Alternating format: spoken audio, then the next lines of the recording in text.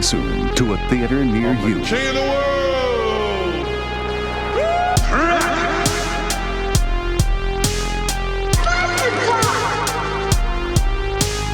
3, 2, 3, 4, 4, 2, 3, and... These men are... I can't believe you committed suicide. I cannot believe you committed suicide. How could you have done this? Ladies and gentlemen. Coming soon, coming soon.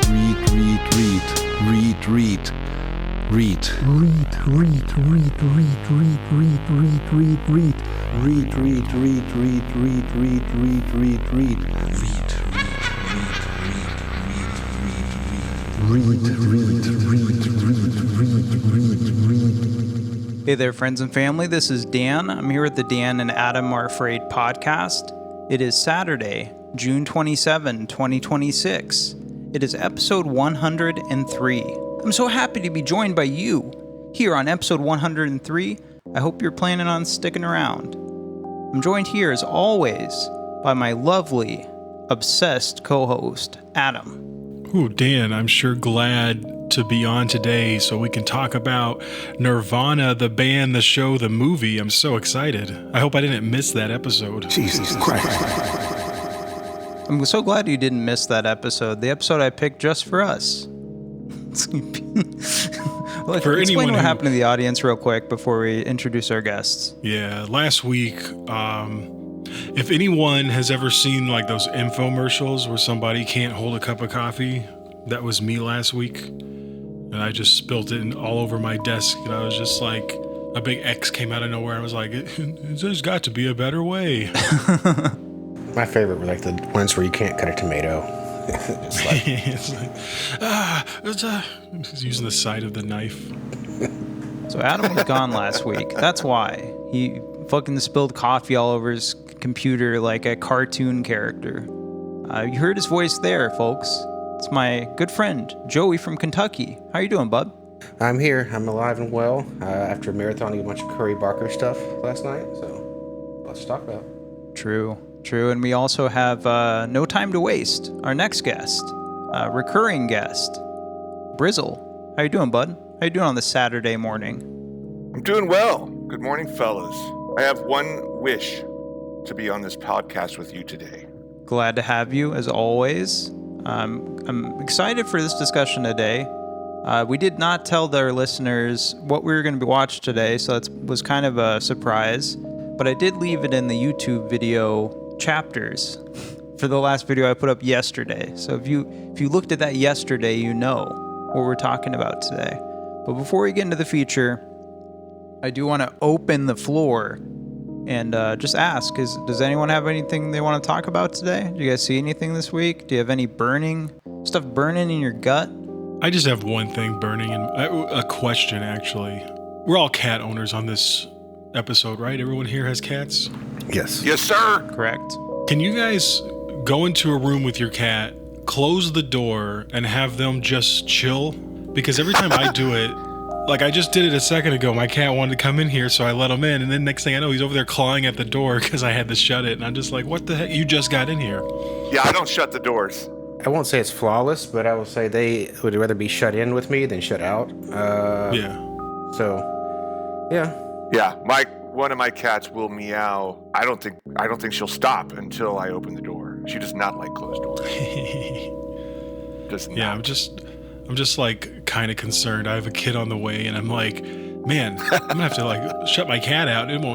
He's not gonna shut because he will not shut the fuck up for hours. He loves just meow, meow. Dan knows all about that. Is there any truth to cats and newborns that you've looked into, or is that just BS? Like cats, what like cats stealing their breath or something like that? Not like they don't. Yeah. They don't like babies, or they attack them, or they scratch them. I don't know. I've heard something like that. 100% true. I don't know. My cat, my oldest cat, he was around how old was that kid? An 8-month-old? Maybe a year old, and he was doing pretty fine.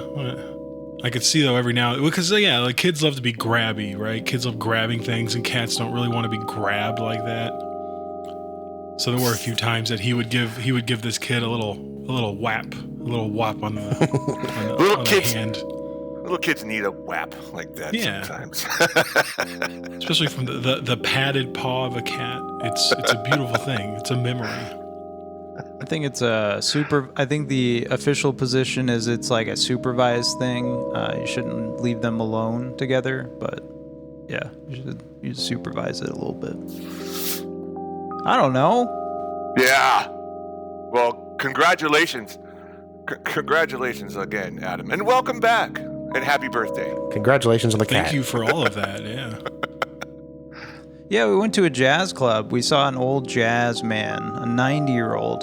He played jazz piano, and then he's like, that's it, my time's up. Random guy in the audience, do you want to come up and play? And some guy with a beer in his hand was like, yeah, I'll come down and play. And just some random guy. Yeah. He just played immaculate jazz piano. It was a fun night. Yeah, that's going to go up there. Well, they do that every Thursday night. So I think I've now, the Nash Jazz Club, downtown Phoenix. Every Thursday night, 7:30, pull up a seat.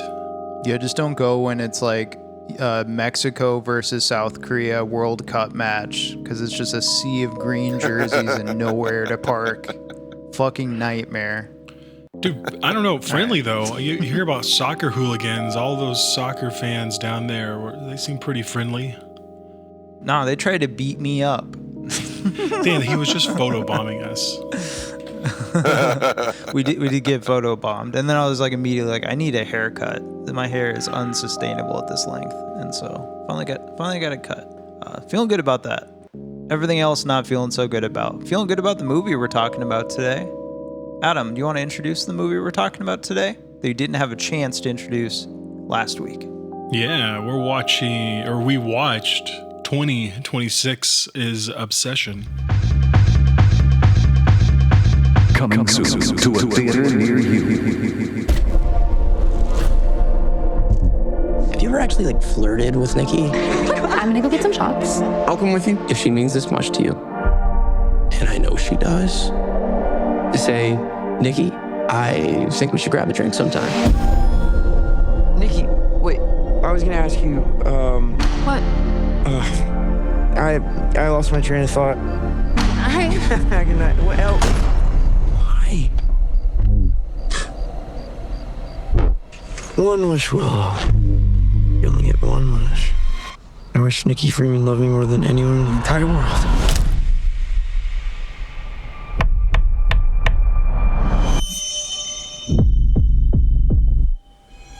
I love you so much. A love only the branch of a willow tree could conjure. It's weird how you two are dating all of a sudden. Like, super dating. I think Nikki is going through something. Like, what? Is she okay? No. Jeez, what kind of spells you put on her?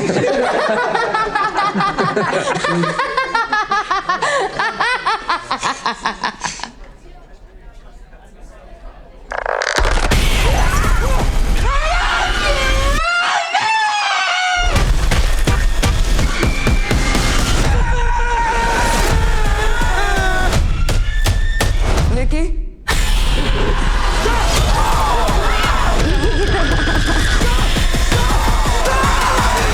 I love you. I love you. I love you. I love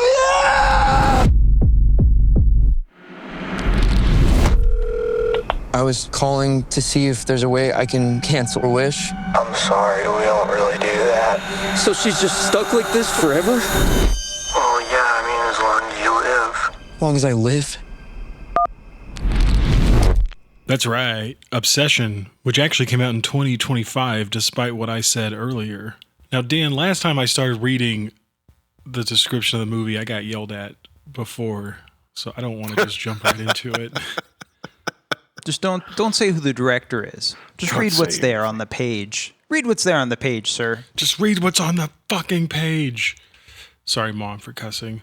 Yeah, after...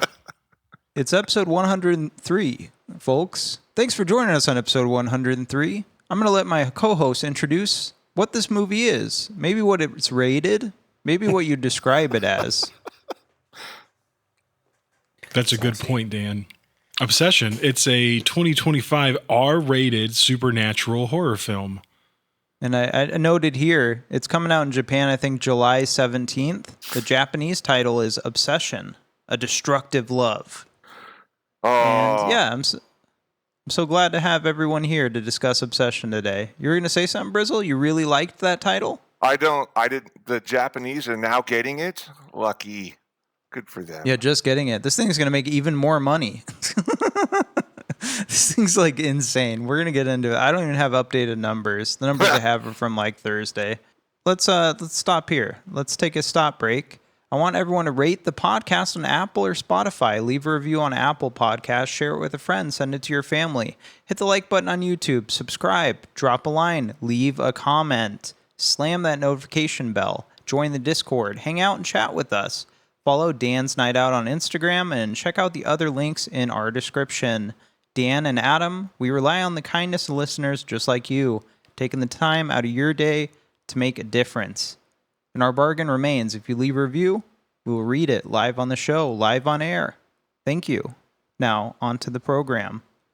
Adam, we're going to start with you. Go ahead and read me some of those IMDb description tags. Wish. Hopeless romantic. Male rear nudity. Clingy girlfriend. Death of a cat. No. Clingy girlfriend. Yeah, Death of a Cat's the worst one. That's the one where you're like, oh no, how bad is this going to get? And I was going into Milk and Cereal, his short film last night, and I was like, is this going to be the one where he kills a cat? He mentions a cat killing in that. Brizzle, go ahead and read me the IMDb summary there. Before we get going, I just have to point out, Joey, it's good to see your face. Well, they're not going to see it. But I figured it might help with because we'll probably talk a lot with each other. So on this one.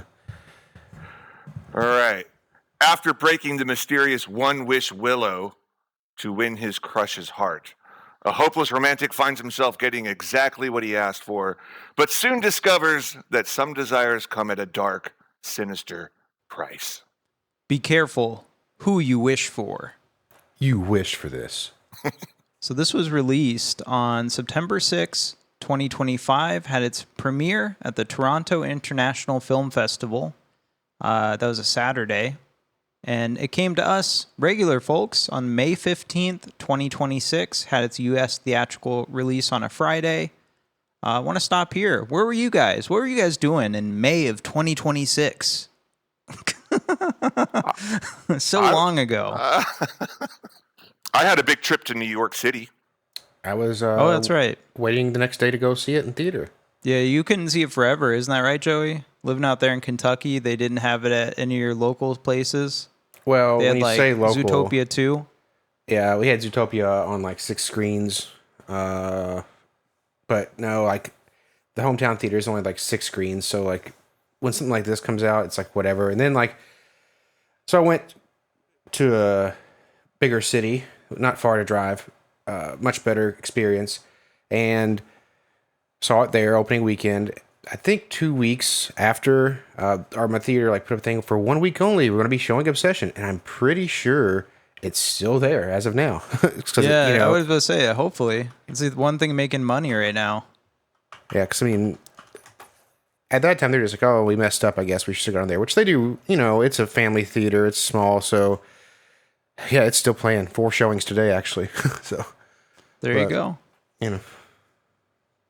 And then Adam, when did you see this one? Did you see it like a month after it came out? Did you see this in like June? Like 2 weeks later, or when? Do you remember? I think I saw this. Oh, man. I mean, I guess I can go look at my credit card history. I think I may have seen this in May. Let's check the records. Pause. Everybody pause. Wait. When did you see it, Dan?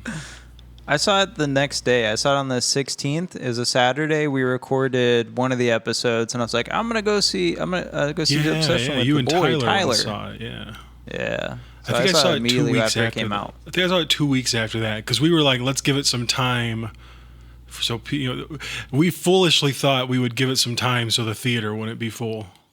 This was like the one time I realized, I was like, dude, this is like one of my autistic things. I was like, wait, everyone doesn't go to the movie theater immediately when something that remotely interests them come out? Like they wait?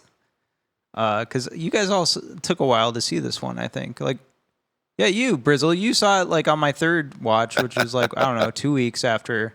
So yeah, I don't know. I saw this shit immediately. I saw Backrooms immediately, and then I just waited for weeks for people to finally catch up. I was like, Jesus Christ.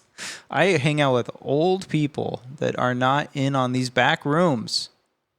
I want to touch base on that because, well, firstly, this was a movie that was buzz driven. Everyone that I knew was texting me, have you seen Obsession yet? So it was word of mouth. Word of mouth, for sure, which is super cool. Doesn't happen all the time. But how I met Dan, I want to revisit this a little bit because we talked about it in the first episode. You asked me why I approached you after the movie, and I just want to touch on, I like engaging with people at the theater when I go. And I find there's a positive reaction. People want to talk about movies. You go to the bar, get a drink, you talk with people who are next to you. And so that played a lot into it. It's kind of funny that this is the movie that we met at. Well, I noticed that because we went to see Batman 1989 at the Orpheum Theater in Phoenix, which, by the way, awesome. That place is haunted, apparently. It was built cool. like right before the Depression crash, and it's all gilded and shit. It's crazy. Great place to see a movie if you get the chance. But yeah, we were hanging out outside. I was vaping, and Brizzle was like talking to people. He was like, "Hey, what'd you think of the movie?" I think he talked to like 2 people. It's just fun. There you go. It's fun to get. That's the place to ask people right there in the moment. And what'd you think? What did you think of that? What was your reaction? And Obsession. There's another reason why I approached you. I wanted to know legitimately what you thought of what we just sat through. It was quite a movie, Yeah. So it was like, what you think? I can relate to that because of Midsummer. I did the same thing after Midsummer Director's Cut in 2019 when they ran that. And I walked out and I was like, what'd you guys think about that? With a bunch of other young adults. All right, let's move on. This was written and directed by Curry Barker. Curry Barker is an American filmmaker who built his career from the ground up, turning a YouTube comedy channel into one of horror's most exciting new voices in Hollywood. Born on September 22nd, 1999, he is currently 26 years old and raised in Mobile, Alabama. Barker traces his love of horror. What are you saying? Mobile, Alabama, sir. Put some respect on that. Mobile, Alabama. Mobile, Alabama. Barker traces his love of horror back to watching the Texas Chainsaw Massacre at age 11. An experience, he said, left him chasing the same... Pink. She's upset. You should have said it right the first time, dude. You shouldn't have shut doors on her, Dan. She's pissed. She's angry. All right. Raised in Mobile, Alabama. Oh, my God. Barker traces his love of horror back to watching the Texas Chainsaw Massacre at age 11, an experience he said left him chasing that same feeling of being shocked ever since. His mother is a graphic designer who helped design the One Wish Willow artwork along with graphic designer Amy Vega, and his father was a psychiatric nurse practitioner who later became a professional screenwriter. His father is credited as script consultant on Obsession and helped write some of the script's monologues, including Nikki's Hansel and Gretel poem. He has 2 brothers, both of whom collaborated on his films. He left home at 18 to study acting at the New York Film Academy in Los Angeles. During his first week there, he met fellow student Cooper Tomlinson, who we'll talk about, and the 2 quickly bonded over making videos together. Work they later called Our Film School Outside of Film School. They soon dropped out, moved in together, and threw themselves into building their sketch comedy channel, That's a Bad Idea, posting sketches and short films across YouTube and TikTok, while Barker supported himself working at Starbucks. Imagining him working at Starbucks.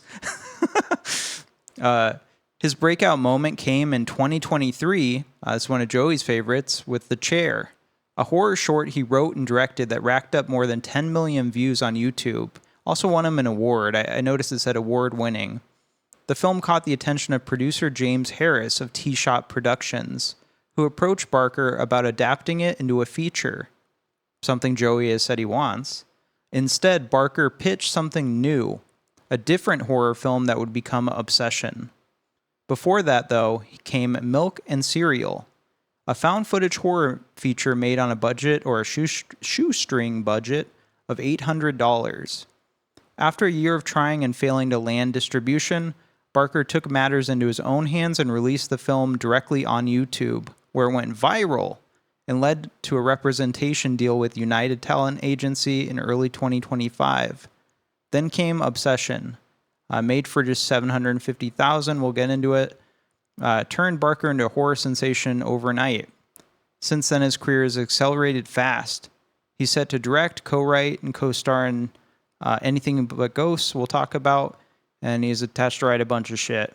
Once self-described as a straight C and D student, he now finds himself reimagining the movie that started it all, the Texas Chainsaw Massacre with A24. We'll talk about it. But the channel description for Bad Idea I love. He says, "Meet Curry and Coop, a horrible sketch comedy duo." Go ahead and start me off, Adam. What are the 2 music videos he made? Yeah, he worked on Western Town by Saber Jackson in 2022. And then Curry and Coop did That's a Bad Idea in 2024. That's the rap, right? The rap video. Yeah. Did you guys, anyone else watch that but me and Adam? I did not. Bummer. It's so funny. Like in the middle of Obsession and all this shit, he's like, yeah, let's make this rap video. And it just sounds like Eminem or something. It's pretty funny. Like him and Coop rapping is like really funny and actually relatively good if you like Eminem. Now, Joey, let's get into the short films. I'm leaving this one for you and me because we just did a marathon of most of these, if not all of these. So, yeah, some of these, Dan, he compiled in our little Word doc that we all get access to, and 4 of them are unlisted, and we're not really sure why that is. I don't think you found that over the night, did you, Dan? No, I can't. I mean, I can tell like the bank robbery one. They had a mistype in the producer. Like it says producer. Mm-hmm. So maybe he's just embarrassed, but I don't know. Because I don't really find any reason besides subject matter. Maybe they were afraid they just wouldn't get monetized and didn't want to put them out there for free. But we'll start with Real World 2019, unlisted. It was a little one, kind of a guy has fantasies about killing people and stuff. I thought that was pretty interesting. I was surprised it was so mature for the time. I'll just run through them real quick. Contemplation, Suicidal Thoughts, 2020, a short film. These are all under 30 minutes, so easy to watch. We Don't Feel the Pain, We Tried a Ritual, 2020. I did not see that one. Meanwhile, Outside the Bank, 2020. This one's also unlisted, co-directed by Cooper Tomlinson. Drywall 2021 unlisted. That was my favorite, probably. Heavy Eyes 2022, very similar use of light, shown as Obsession. There's even a movement that's been sped up and reversed. Dan said he was spooked here in the notes. Positively spooked. From the mind of Curry Barker, indeed. Then 2023 is The Chair that we spoke of, which was, I think that's probably, if you're going to watch only one, that's probably the one, because it's, I don't know. That would be a great anthology, I think. Anyway, we'll get back to that sometime. Enigma 2023, which was written by Cooper Tomlinson. I enjoyed that one, too. I don't know about you, Dan. And Warnings 2023, which is where you really start to see something closer to what we got with Obsession, I think. And I don't know how much you want to speak on it right now, since we're the only two that watched most of these. Yeah, this is the time to speak on it, brother. Okay, so I thought it was interesting. I'm sure you noticed this too, but like he likes these, in so many of these, and he has like where you phase out of yourself and something else takes over, whether it's the dark side of you or like an obsession, a demon type thing, or he likes to play with time and space a little bit, and like, what do they call it when people say like they were abducted by aliens, they just lose 8 hours. It's called like lost time, missing time. So he plays with those themes a lot, which I think are pretty interesting. That, and he likes guns a lot. Yeah, he likes violence quite a bit, and bricks. Yes. We'll talk about in Milk and Cereal. He even calls it, he's like, this is my hitting brick or whatever. Yeah. It's like, that's so funny. Just real quick, I guess, because we're here. Real world, it's very amateur. I can see why he unlisted it. And it is, graphic. It's about a guy being like, hey, I want to do the dirties and kill all these people. And like he imagines these things that happen and he doesn't actually go through with the things. And he just makes him like feel bad and awful and leads to bad stuff. I'm not going to spoil all these. Contemplation is cool because it has the Forever by the Little Dippers featured over the credits. So as you're watching these, you're kind of like seeing obsession be built in Curry's mind. And we don't feel pain. You said you didn't watch it. It is interesting. It's only like 6 minutes long or whatever. It's just them doing a weird ritual. It's like found footage, and they like go into purgatory, which he kind of revisits later with one of them. Kind of cool. And then the bank one was interesting because it was co-directed by Cooper Tomlinson. So unlisted, kind of sad for that. And it was kind of just funny. Drywall was weird. I don't want to spoil that one, but I do encourage people to go watch Drywall. Just because all of these are like, I said you last night. You get a lot like, in like 20 minutes with that. Yeah, they're all like 20 minutes max for the most part. And he just keeps you guessing the whole time. Like, I never know what's going to happen. Like, oh, this is going to happen. Then it just flips on its head entirely. And you're like, oh my God. But the last four here, Heavy Eyes, The Chair, Enigma, and Warnings. This is where he's coming into the Curry Barker we know now that we're more familiar with in 2024 when he shot Obsession. And they're all really good. I just recommend that run. Heavy Eyes, it's only like 6 minutes. The Chair is like 26 or 28 minutes. Really good. You can see Obsession in it. And then Enigma and Warnings. Yeah, check them out. Yeah. That leads us to Brizzle. Go ahead and read me about the feature-length films. We've got 2. Milk and Cereal, 2024. A surprise birthday prank takes a turn for the worse when a popular social media duo must face the reality of their terrifying aftermath. I just finished this. Okay, good. We'll get into it, I guess. And then, of course, Obsession, the movie we're here to talk about, 2025. So Milk and Cereal. Adam, did you get a chance to watch this one or no? No. It wasn't required or anything. I did not get a chance. Oh. It's just one Joey's been yelling at me about for years already. So I was like, might as well finally watch it. I was not disappointed. Pat myself on the back because I was a very early Curry Barker. Hey, this guy's got something. Like this came out because I like found footage a lot. So I'll be in places and like Reddit somewhere, and I don't think it was him, but it could have been someone else. Who was like, hey, this new feature film is just free, and I'm like, oh, it's feature. It's only 60 minutes. It must be 82 minutes. You obviously don't like Roger Corman.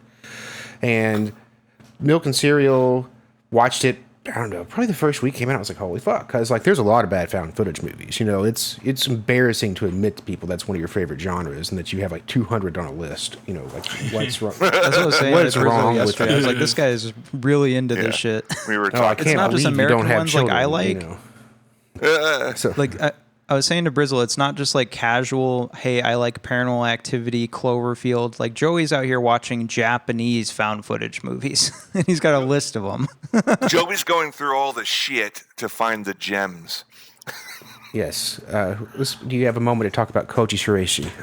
But Milk and Cereal, early adopter. And it was very good. So, like, I don't know. When did you watch this, Dan? Was it recently or? Just last night. Just last first night. Time. See, but I have been on your ass. Like, I think I've told you to watch this like 4 or 5 times probably. And had I known it was on YouTube for free, I would have done it. Yeah, I'm sure I left that out. But because you know Dan drops a lot of info on movies coming out. So when the Obsession they started talking about, I was like, oh, that guy, yeah, that's gonna be immediate. I'm definitely gonna see that in theater. You should watch Milk and Cereal.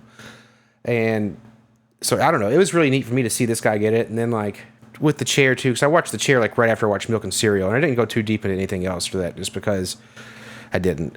And I was like, okay, so this is a guy to keep an eye on, and then to see this movie Obsession just explode, and keep exploding. Yeah, for sure. Wild. I have a like, note. Oh, go ahead, Dan. Sorry. Oh, you go ahead. No, you go ahead, Brizzle. My only take, I don't want to take up too much time on it, but I felt it changed my opinion of Curry Barker. Obviously, Obsession was a great movie, but then you go and you watch Milk and Cereal and you're like, oh, this guy's, and I haven't seen the shorts yet, so I need to go and watch some of those that you guys have talked about, but it does broaden the sense of his artistic ability. It's a good watch. Adam, you should get to it when you can. It's very good. And I think to even expand on that, and sorry, go ahead, buddy. To expand on what he's saying, like with the shorts and everything, the YouTube duo stuff, the comedy skits, you actually will see even a broader. If you watch some of those, you'll see like, oh, this guy has a lot of funny stuff too. Like pretty talented young guy. Even if he hits a lot of the same notes in certain things, he does it well. So yeah, I think my favorite thing about Milk and Cereal is kind of how it unfolds with twists and turns. Mm-hmm. And it kind of reminds me of like, I'm a big Clue guy, so like, no, this is how it really happened type things. As you go throughout. I agree completely. It unfolds. That's part of the joy of watching it. It's just it keeps unfolding until the very end, and you're like, my gosh, I enjoyed it. I'm really glad Joey mentioned like his YouTube shorts, because that's like, that was my knowledge of Curry Barker, was just like the TikTok and YouTube shorts him and Coop put out. And I don't know, it just goes to show you again, you take someone really funny, I bet you they can make good horror. Mm-hmm. That just Jordan seems Peele. to be the case. Yeah, there you go, right? Jordan Peele. Talk to me, twins. More comics need to do horror films. I'd probably regret that if it happened. I actually have a quote I was going to save, but I feel like this is the perfect time to read it, from Curry Barker himself, that I thought was so cool. I jotted it down. I think it really translates well. But he says, making someone really uncomfortable and making someone laugh are almost exactly the same. And that's what I want to do in my horror movies, is make you feel really uncomfortable. Yeah, I agree. It's the same kind of, like, what makes you laugh can make you fearful. Jordan Peele, we mentioned. Zach Kreger's another big one. Mr. Weapons himself, Mr. Resident Evil himself, Mr. Barbarian. Others would maybe note Kevin Smith. I'd agree, because I really liked Red State and I really liked Tusk. Yeah, Red State's amazing. Yeah, it's an interesting... Tusk. Red State's really good.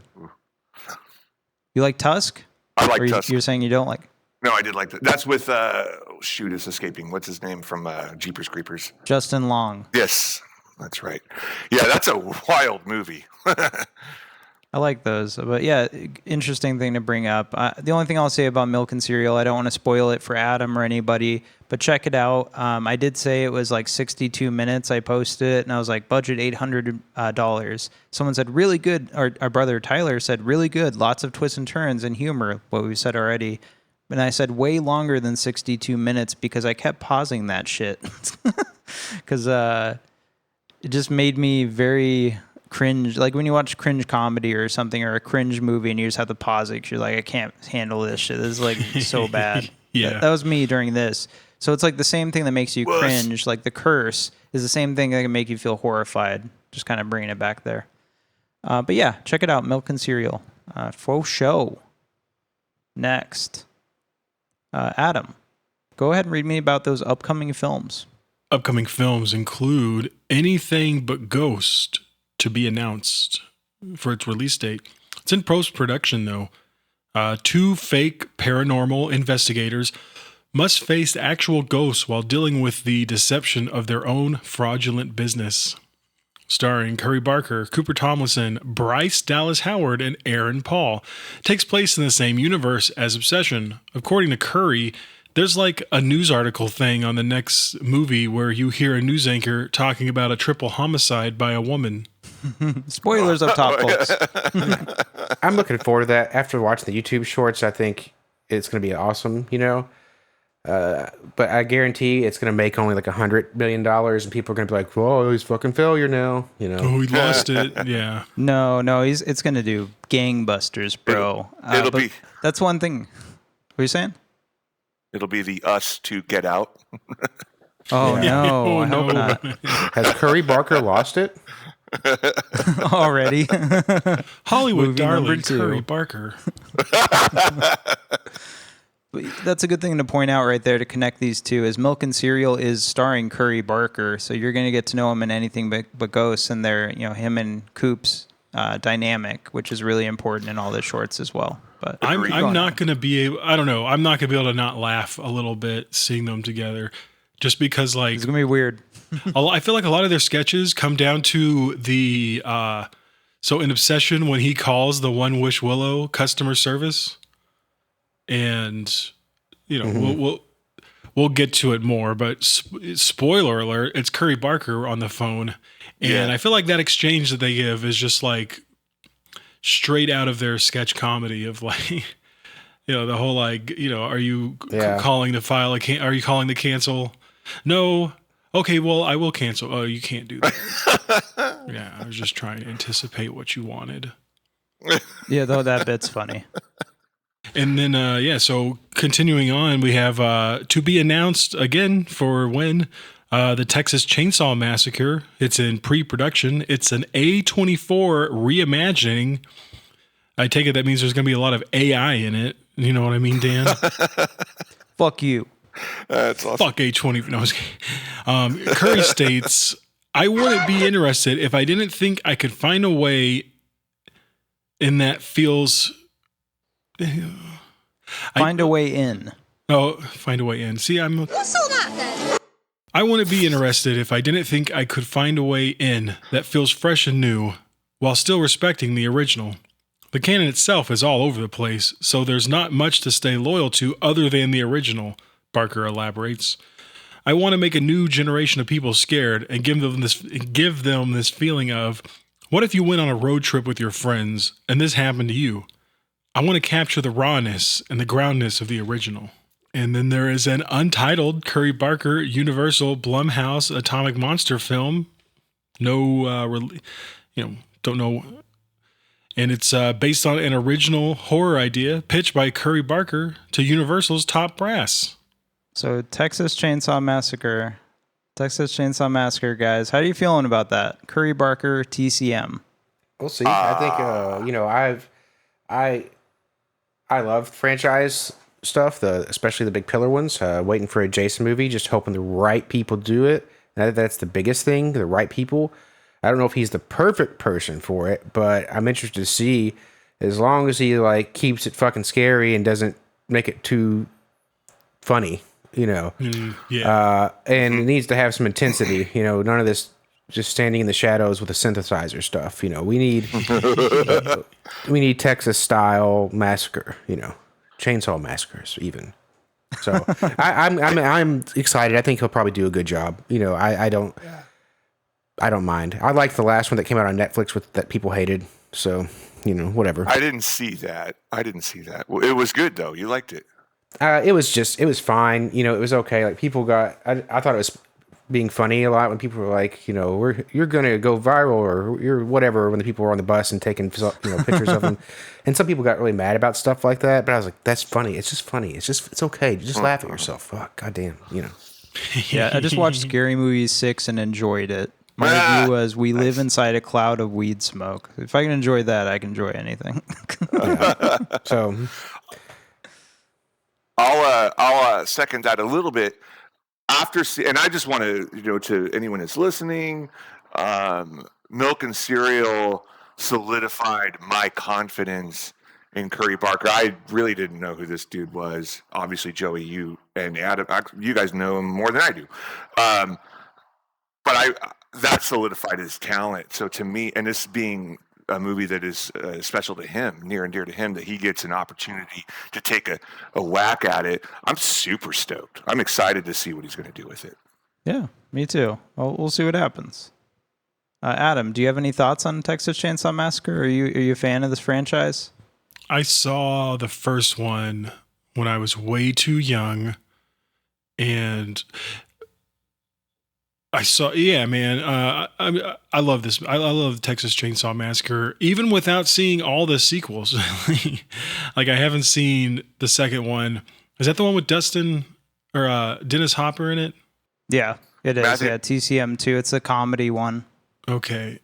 Like, I really love the remake that came out when I was in high school. That shit. Yeah. Yeah. Jessica Biel. I'm with you on that. That was good. That was very good. That was like also that was the height of just like super tight pants, and Jessica Biel was in it. Like, it's in the trailer. Like they have an ass shot in the trailer. It's just like, oh yeah, we know what we're doing here. That one was well executed, though. I mean, they did. It wasn't a quick cash grab, if you will. They put some time into that. I thought it was effective. Yeah. So yeah, man, like kind of like Brizzle said, like this is what started Curry Barker, on wanting to do horror. So I feel like I'm excited. Like I feel like he's gonna do it justice. But I don't know. I was also thinking about what Joey said, where it's like you can't just have like dark shadows and synthesizers in this one, buddy. And I think that one's fun. I think that's fun because it's like, like Texas Chainsaw Massacre is about a fucking leather-faced dude running at you with a chainsaw. This is not subtle. I hope they don't try to go the route of being like, we elevated the Texas Chainsaw Massacre.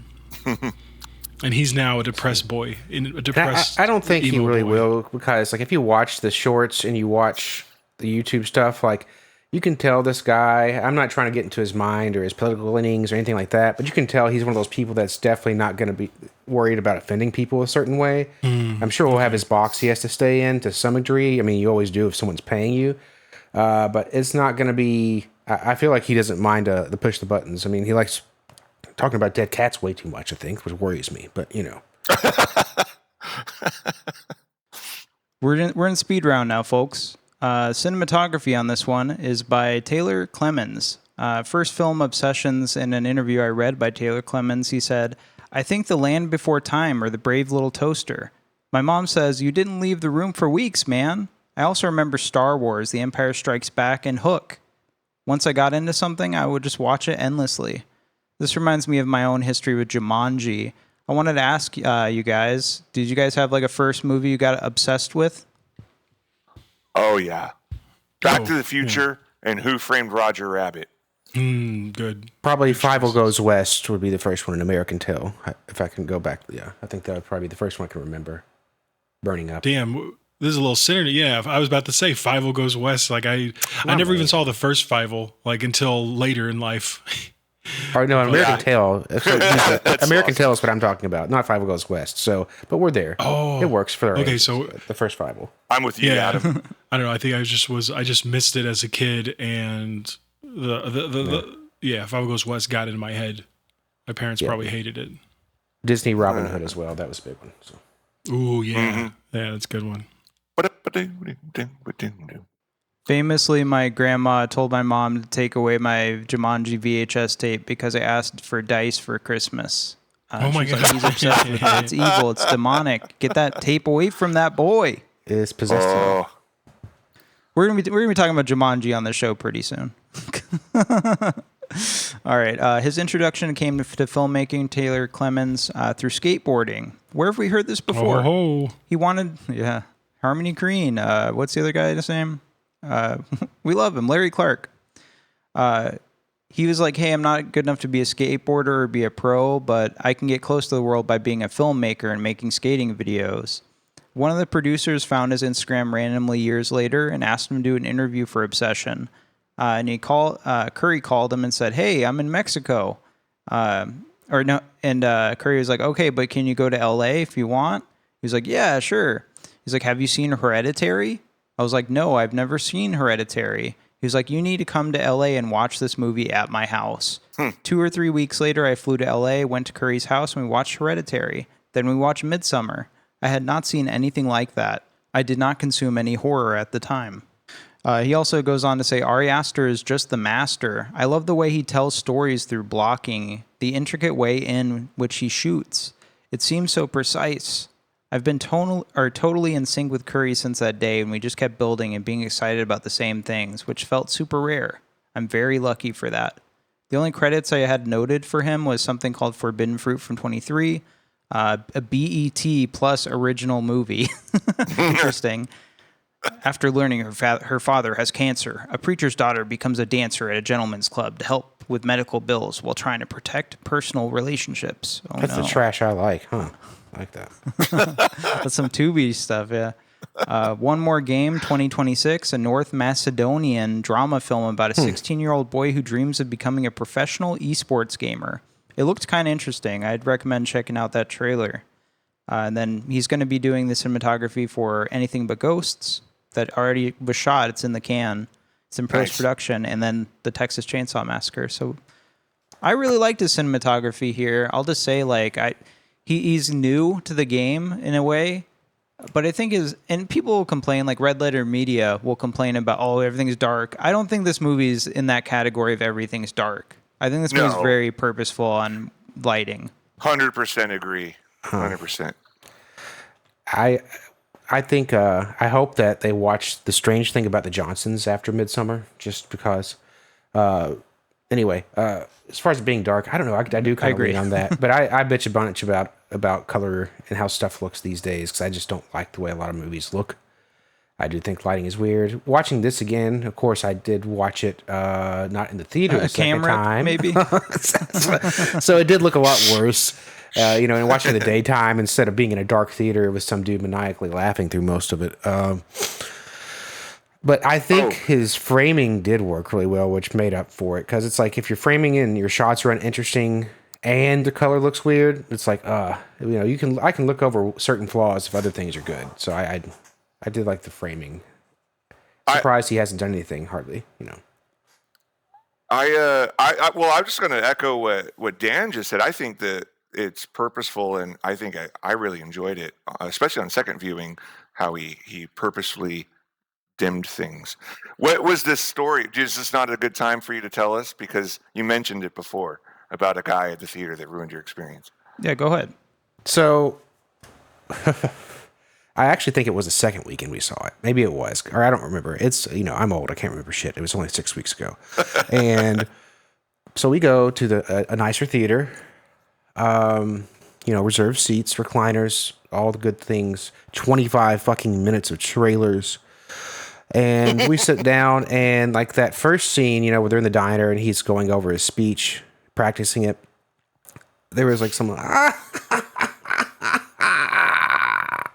in the background. I thought it was in the film, and I was like, that was weird. Oh. So a couple scenes go by, and then it happens again. I'm like, oh wait, that's a person in this theater laughing awkwardly. And this guy does it like 15 or 16 more times. Like, we were sitting by some like girls that were like 19, 20, 22, something like that. And they were getting a little freaked out. Like, this guy's weird. I'm like, yeah, he's strange. And it's just like, it's really taking away. Cause like, he's like, on a second viewing, this is a lot funnier than I saw the first time, but this guy was so distracting. It was breaking the tension everywhere. So it really was annoying, but a really funny part did happen. I had considered pulling a Mike Stolska and walking out. If I had been by myself in my hometown and having this same person there, I would have walked out to preserve the rest of the movie and watched again, the next showing or something. It was that bad, huh? It was that bad. Like, I was getting angry about it. Like, you didn't say anything. Like, no one said like, shut the fuck up. I was close, but like, if you've seen the Red Letter Media, says shut the fuck up. I don't know. I've done it up to maybe I can think of it two times at least. Where I kind of I did something to motion like, okay, that's enough. I'm getting to here. Well, as it was going on though, I started to think, and the friend that was with me, she turned to me and was like, he might just be like really drunk, but I'm like, it's like 3:00 in the afternoon, but I guess so. And I thought, like, well, maybe he's like severely autistic or something. And I was like, so I just didn't say anything. But the scene comes up when they're at the party. Spoilers, everybody. And like, she just laughs crazy, and everybody stops, right? And then he laughed crazy, and then everybody else laughed at him for laughing crazy after the crazy girl laughed. So it was almost kind of worth it for that part. It was very funny, but so. What the fuck? The only bad experience. Well, I had a bad experience at Deadpool, of course. That was just Deadpool 2 or Deadpool Wolverine was the worst shit ever. Dumbass audiences. I saw Men, which Brizzle hates, but I don't like Men. that. I didn't like that movie. And I was there, and that was a really bad audience too. And I got pissed, and I sat in the front. I moved seats to the front of the theater for only time I've ever done that. But I almost was like, "Shut the fuck up!" All right.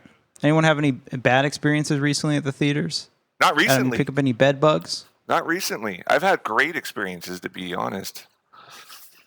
When I really want to see a movie, I do try to see it at my home theater, even though it sucks, because if I go like on a Thursday at 1 o'clock, like take off work and be like, fuck, I'm just going to go see a movie.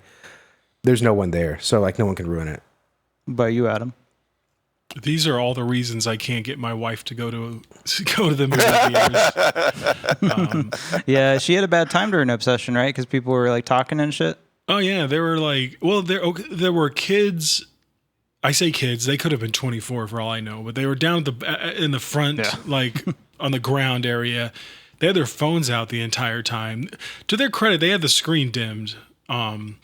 And then like these ladies next to us were having a full on like conversation throughout the movie. Oh, fuck that, dude. Like not enough. But that's the thing. I don't know why it doesn't bother me. I could sit. I've never been completely bothered in a movie, because of the audience, except for once, and that's because like a guy was literally yelling out at the screen. But even then, I found it kind of comical. But like, I don't know, like no, I think I'm hard of hearing, so like I don't hear a lot of like the crinkling and like the conversations going on. I don't mind like people chit. I mean, you should. You're at a theater. You're in a. So I don't even know. Maybe this is contradicting Joey's desire to go alone. But when you go to a theater, part of the experience is that you're watching a movie with a bunch of random people, and some of the fun of that is the reactions that people are having, whether you're laughing at something or going, "Oh shit," whatever that is. That's the point, right? That's not. I mean, it depends on the movie. Let me just Depends state on the this. movie and the context, right? Because if they're talking about their bill or their mortgage, I'm going to tell them to shut the fuck up. No. You misunderstand. I'm not talking about that. I'm talking about responding and reacting to the movie. Yeah. That's what I'm talking about. So where Adam is saying somebody's over here having a conversation, but a little chit chat, like, oh shit, I bet that's the killer. That kind of stuff doesn't bother me. I don't mind. That's fun. That's part of it. Yeah, I mean, I come from I don't come from it, but I'm very familiar with the tradition of Giallo movies, and that was the entire Italian cinema circuit. You just went there to like smoke cigarettes and talk. So I don't know. That might be too much for me, but yeah, there's a fine line, is what I'm saying, and I enjoy the experience, and I'm one who will laugh if it's funny. I'm going to be like, ha ha. I'm not going to be super quiet. Everyone's different, but yeah. Case stated. Well, we have to move on for Rock Burwell's sake. Music composed by Rock Burwell. He started producing music full-time under the internet pseudonym Rocky Horror to sell beats to rappers. That's why everyone calls him Rock or Rocky. He connected to Curry and Cooper through That's a Bad Idea through mutual friends. They were going to make a music video initially, but that's around that time Obsession got greenlit, and Curry was like, yo, dude, can you score an entire feature film? He was like, I guess so. And they did a very DIY, do-it-yourself run and gun process for the score. They lived 5 minutes from each other, Curry and Rock Burwell. So the one interesting note I took about him was he said, when we went for the first time in theaters, I turned the corner and saw a single empty seat, saw not a single empty seat. I don't know the last time I saw that, maybe since I was a kid. Hearing the first time reactions from a theater full of people is an emotional, surreal thing. What Brizzle was just talking about. It's tough to put into words. Seeing my name in the credits still hasn't set in. Maybe it will soon, but it's not real at this moment. I pulled that from 25 Frank's Substack interview. Check it out. But he's also working on Anything But Ghosts, that's now in post-production. I'll mention here, this is the time to talk about the score a little bit. I think the score is super duper integral, important, major. It is the reason this movie works the way it does. And so I don't think you can separate like Curry Barker from Rock Burwell in this production at all. Like they're almost equals because of how important the music and the score is in this. I just think to the end of the movie where you just have this bombastic shit going on, or in the beginning where it sounds like Silent Hill 2.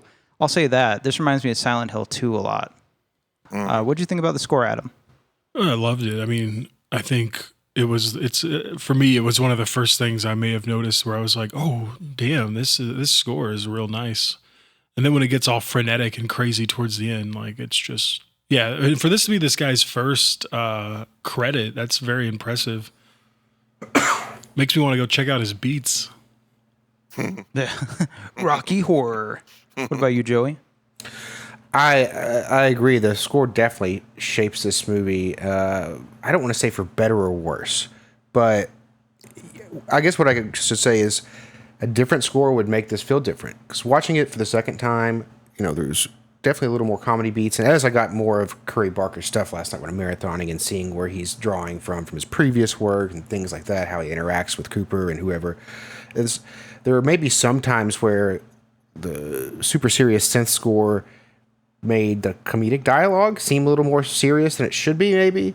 It didn't bring a lot of levity in the score. Or in fact, maybe none, right? No levity with the score. So I agree it's an integral part. I couldn't sit here and be like, it would be better if they did it differently. But it definitely helps form how the movie is watched, I guess. For sure. What about you, Brizzle? What do you think about that score? Is it bumping? You bumping it in the ride? It's actually, this is funny because I'm the music. Somebody that loves paying attention to that part of a movie. I honestly did not pay attention to the music, and when you were putting this together, I was looking at. I'm like, oh man, what was the soundtrack or the score to this? I don't have a memory of it. I was focused too much on what was going on, and Indy, we'll talk about her later, but her performance and what Curry Barker was doing with the camera, that I don't have much to say on the score here. All good. No worries. Check it out on your next rewatch. Comes out on the Tuesday, 30th. All right. So we're just gonna burn through the producers here. James Harris, we kind of mentioned him earlier. He's just known for a bunch of stuff like VHS. I'll shout out VHS Beyond and also say that's crazy. It came out in 2024. I'm gonna be dead soon. You also had Haley Nicole Johnson and Christian Mercury. Did like Fall, Kandahar, Silent Night, the John Woo movie that kind of got panned, and then someone named Roman Vieras. Shout out. Production companies. Here's the interesting part. I kind of read this already. I'm just going to reread it. Just dove into the economics of indie film, which dictates that Capstone Pictures gave Curry Barker, T-Shot Productions, and Under the Shell $750,000 to produce, cast, shoot, and edit and finish the movie. A festival cut. Pretty typical, but I never understood the distribution pipeline that well. It gets premiered at festivals, and it gets these hype and rave reviews. That's when Jason Blum swoops in to executively produce it with his company Blumhouse for clout and prestige, retroactively stamping Blumhouse's name on a film that's already proved itself at festivals. Given Blumhouse's rougher stretch lately, Lee Cronin's The Mummy, jumping on board a film that's already getting rave reviews at festivals is about as close to a guaranteed win as you can find. And then Focus Features comes in to distribute it. They pay $15 million to Capstone, essentially. So they make their money back there. It's kind of like a game of hot potato. And so now Focus Features has to distribute it. They have to market it, all this stuff. And Capstone makes, again, 10 to 15 times its money that it initially put in. This is where A24 and Neon live, distribution. And this is where you hear about people getting into fights at like A24 and Neon come to blows at a festival because they're both trying to acquire the latest indie darling movie. But yeah, they haven't done much. I mean, I have not seen Fall. I've not seen Tarot. I've not seen Kandahar. Let me know if you've seen any of this stuff. T-Shot Productions did The Surfer, a Nicolas Cage vehicle. I kind of remember that. And Under the Shell, did basically nothing. Blumhouse Productions, you know Blumhouse. Do you guys have some favorite Blumhouse movies? Sinister was good. Oculus was good. Creep. Thank you. Creep. Yeah, Creep is an all-timer. Love Creep. Paranormal Activity. Whiplash was amazing. Whiplash is amazing. So can we mention Creep again? Just Mark Duplass. Yeah, listeners, if you're out there, go check out Creep. It is so good. For all you young folks, Mark Duplass is the scientist at the end of the back rooms that's interviewing the girl. And yes. He wasn't ghost directing, but he was probably helping old dude out a bit. And Mark Duplass has a series called Creep. It's a found footage thing where it's very creepy, hence the name. You should watch it. Don't be a loser. Go watch it. Please. Yeah, and sure. it's one of the few times where the second one might be better. Might. Wow. Joey? Me and Adam never got around to number 2. I would say no, but it's very good still. It's very good still. And I would, if I had money, I would let Mark Duplass make whatever he wants. He was good in The League, which was a comedy thing, which there we go. Another thing, comedy to horror, so I would A24 is one to let Mark Duplass do some shit. Let him cook. For sure. Jesus Christ. Adam, do you have any favorites on that list? Now, is Whiplash? That's the jazz movie, right? Mm-hmm. Yeah, it's Damien. I did not know that was a Chazelle, I didn't know that was a Blumhouse production. Wow. Apparently, yeah. I mean, or distribution. It is a scary movie. Or production. So. But man, Yeah. with J.K. Simmons, amazing. Yeah. It's a horror movie in that way. Not quite my tempo.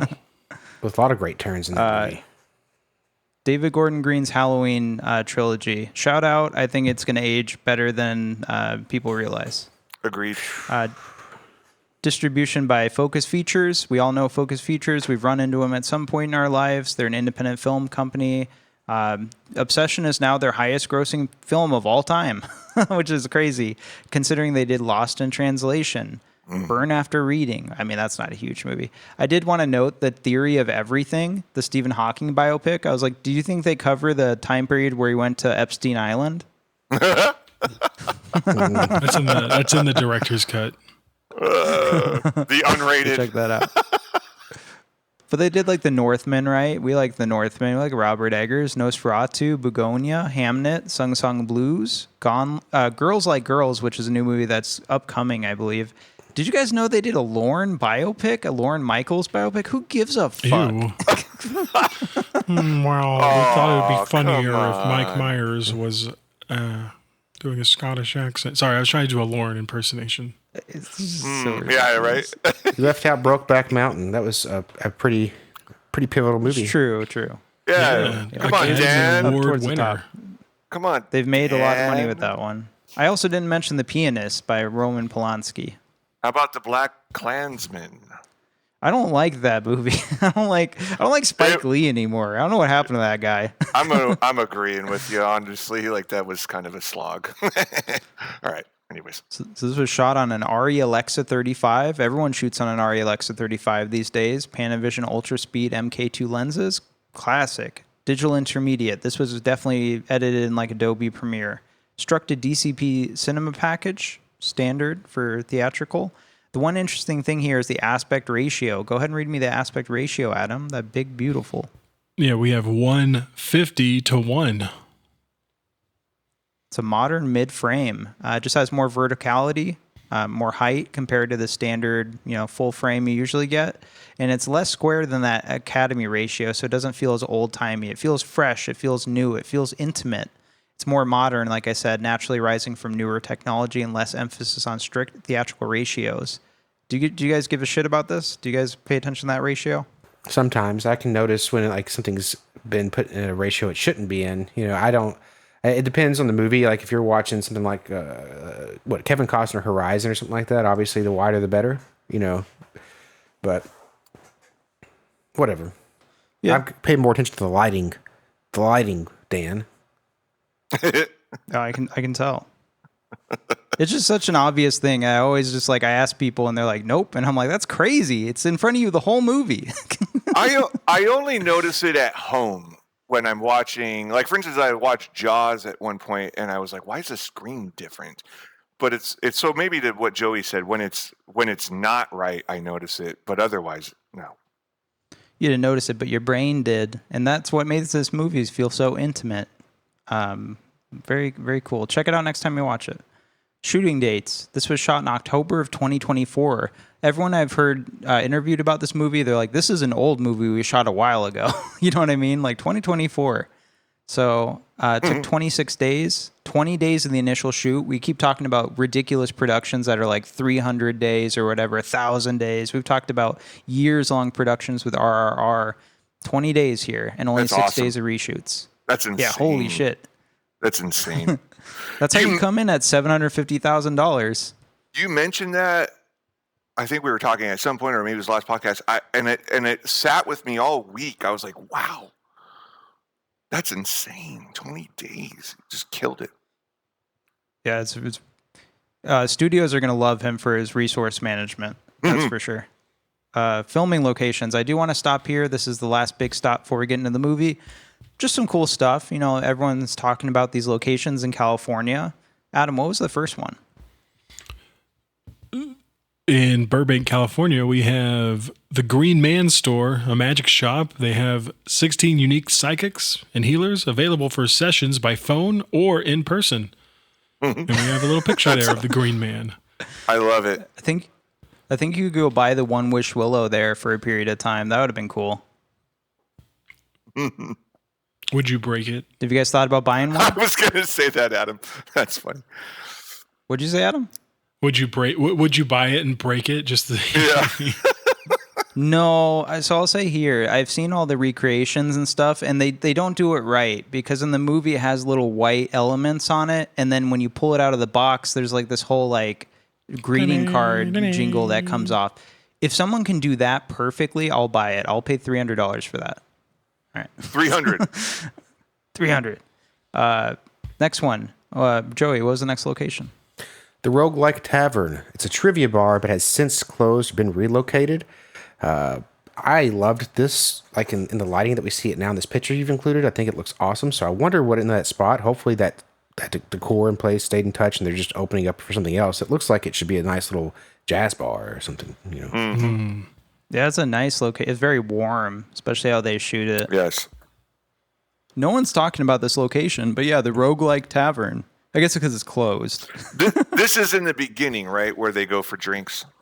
Yeah, they're doing trivia. They're hard for trivia. Next one, Brizzle. What's next location? Angeles. Los Angeles, obviously. Yeah, we're moving on to Los Angeles, California. North Hollywood, California.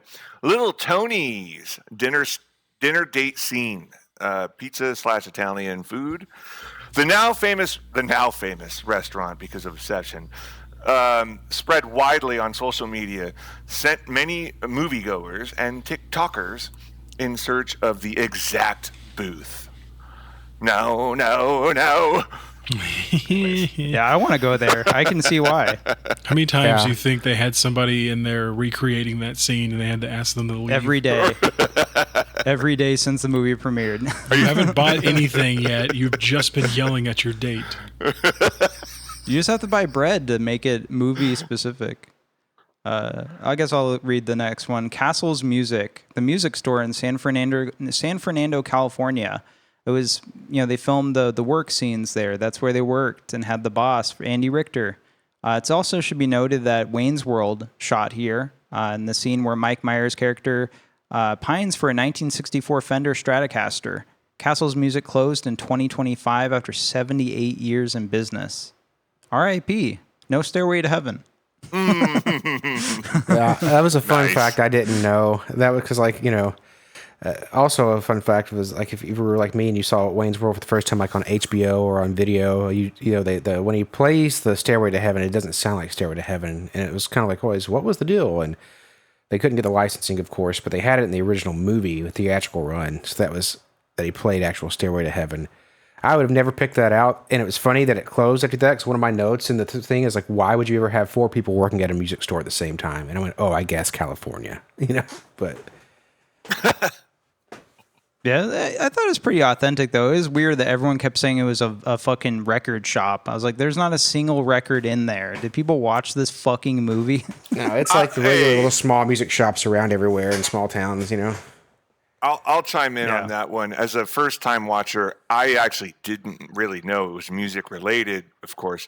It was the second time when I realized it was specific. This guy was 3 sheets deep on that first watch.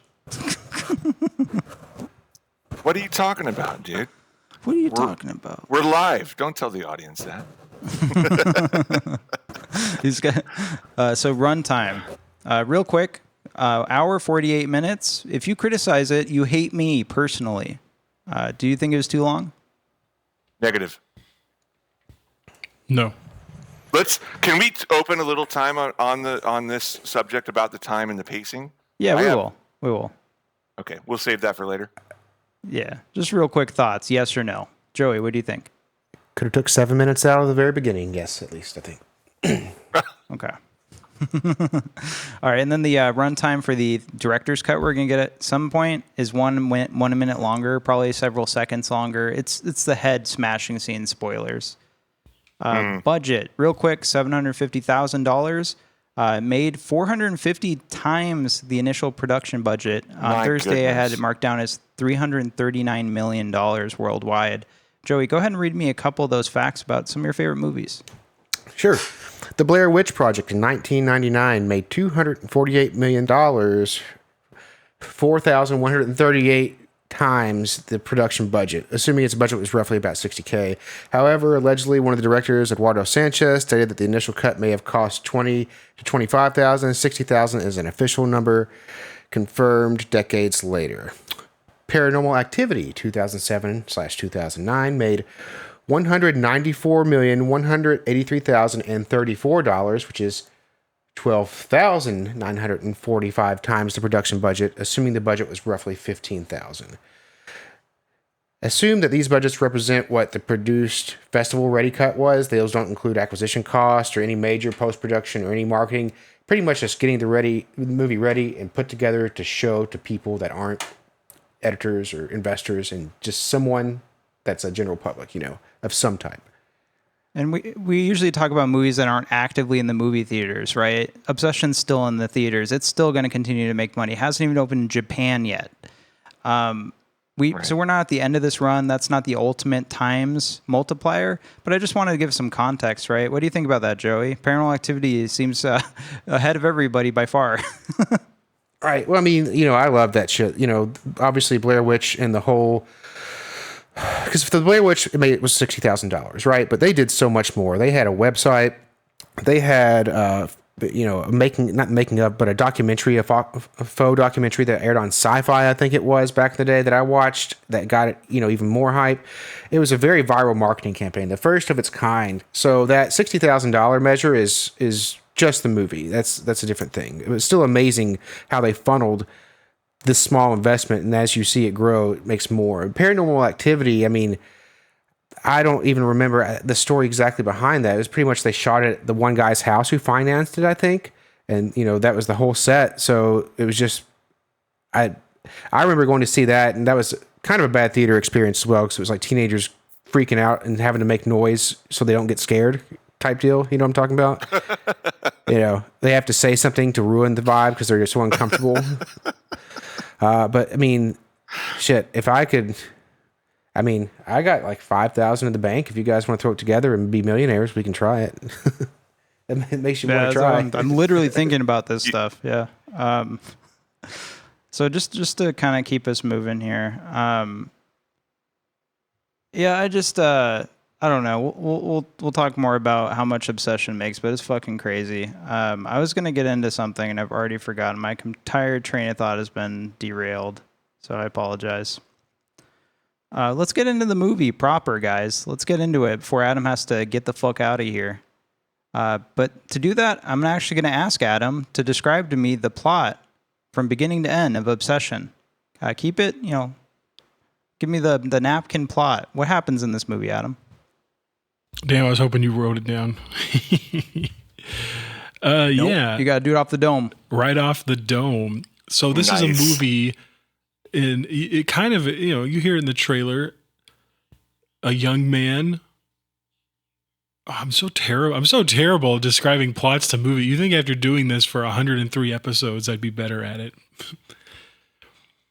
Yeah, this is just a movie about a guy, Bear, and he is in love with his friend Nikki, his coworker Nikki, and he has two other friends, Ian and Sarah. They all work at a music shop, and one fateful evening, Bear, who had purchased a Wish Willow from, a little hippy dippy shop, and he uses that Wish Willow to turn Nikki, his love interest, to turn her heart's desire into him.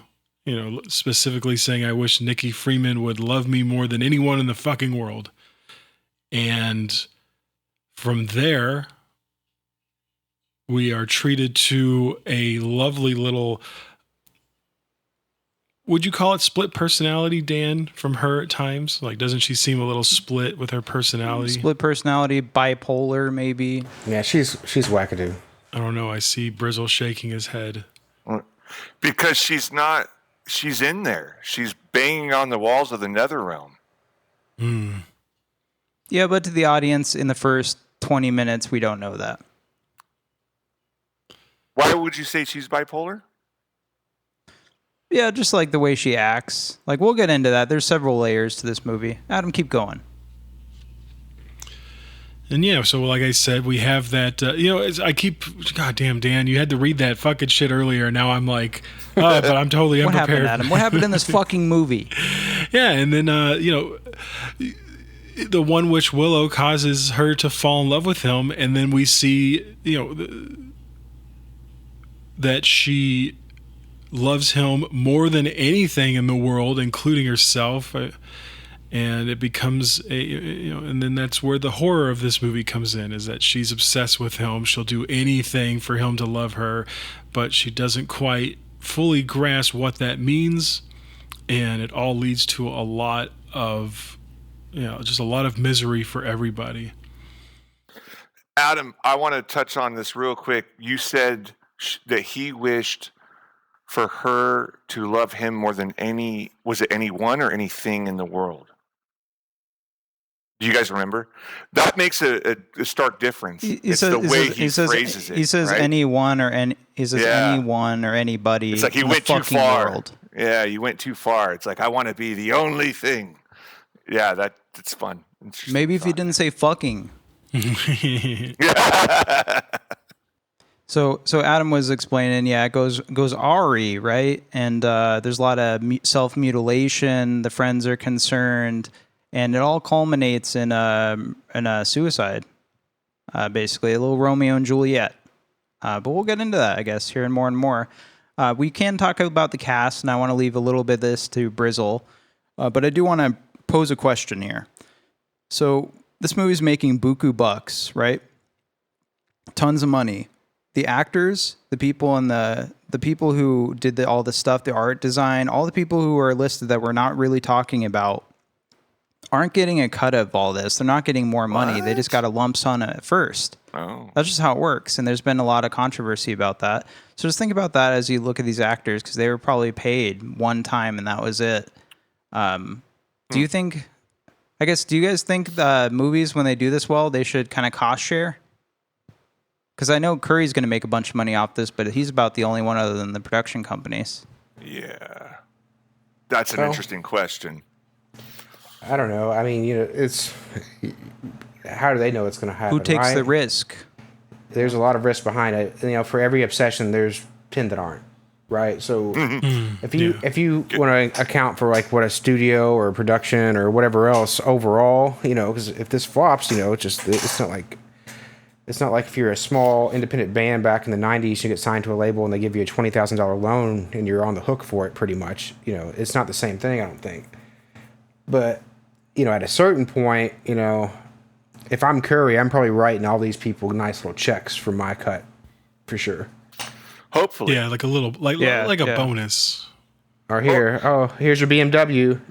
Well, and also some of these people probably are getting gigs because of this movie, and so the check is one thing, but they're where they're going from here. The exposure. Yeah, exactly.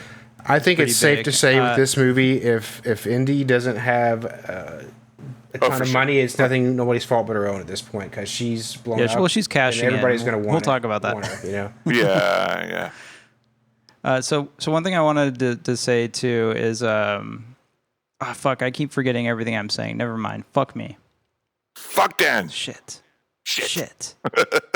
Fuck. All right. Fuck, man, that sucks. All right. Adam, what did you think about Obsession? Yeah, man. Like I thought Obsession was fucking like the first time I saw it, I was like, this movie is awesome. This movie is amazing. And, I really felt like it speaks to a place.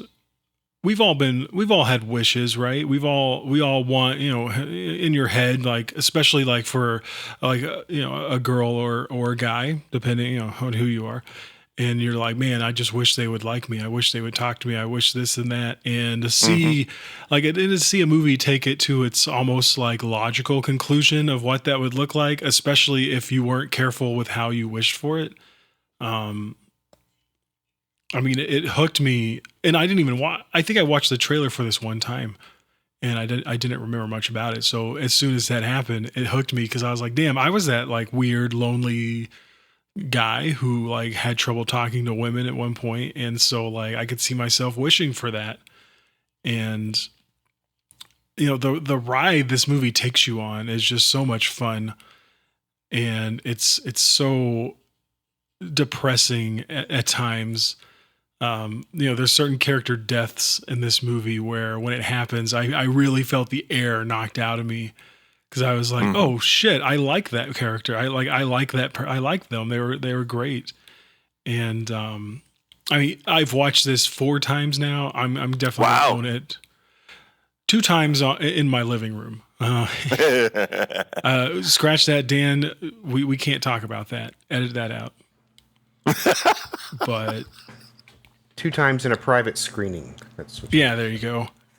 And there's just one note that I wrote that I'm just, you can't escape people talking obsession on the internet. And right now, one thing that I keep seeing come up a lot of, and I'll bring this up to talk about later, but it's, Ian, there's a lot of accusations coming from my man Coop saying that he's a bad friend, saying that he's a bad person, that he's a shitty person. And I just want to go on record right now and say, I don't think he's that bad of a guy. And that's my big takeaway from this movie was Ian is not that bad of a man. All right, we're gonna put that on trial. Joey, you're up next. What do you think about Obsession? I liked it more the first time than the second time. I thought, like I say, I had watched Milk and Cereal. I enjoyed it. I think some of the themes are good here. My first experience was marred by that dude laughing, so I don't know. It's kind of hard to get an honest thing now that I've saw it the second time, because it doesn't have the same impact. Obviously, no movie really does. It's tough, yeah. Yeah, so especially with something like this, where there's definitely the shock value or like the awkwardness, the cringe. It's a pretty cringy movie overall, mostly in a good way. When I talked earlier about cutting that 7 minutes, I thought it was hard to get into. Some of my notes here, like early in the bar scene, everything seems so overacted and cringy, and these are people I just would want to run away from. And I think it's supposed to be played as more funny, but again, the soundtrack and the atmosphere, it's like it's in between funny and real people and not real people up until a point. Obviously, this is a fantasy land where the One Wish Willow works, so it's a different thing. A lot of people, I know, like, if I'm going to weigh in on Ian, I think Ian was fine. He was the only one telling him to stop. Get out of there. Hey, dude, get out of there right now. She's crazy. Stop it. Turn around. I mean, maybe he didn't tell her he was hooking up with her, but I mean, if you watched it from the very beginning, it was like this. She's some weird extension of the pixie dream girl, manic pixie dream girl, right? For him, Nikki is.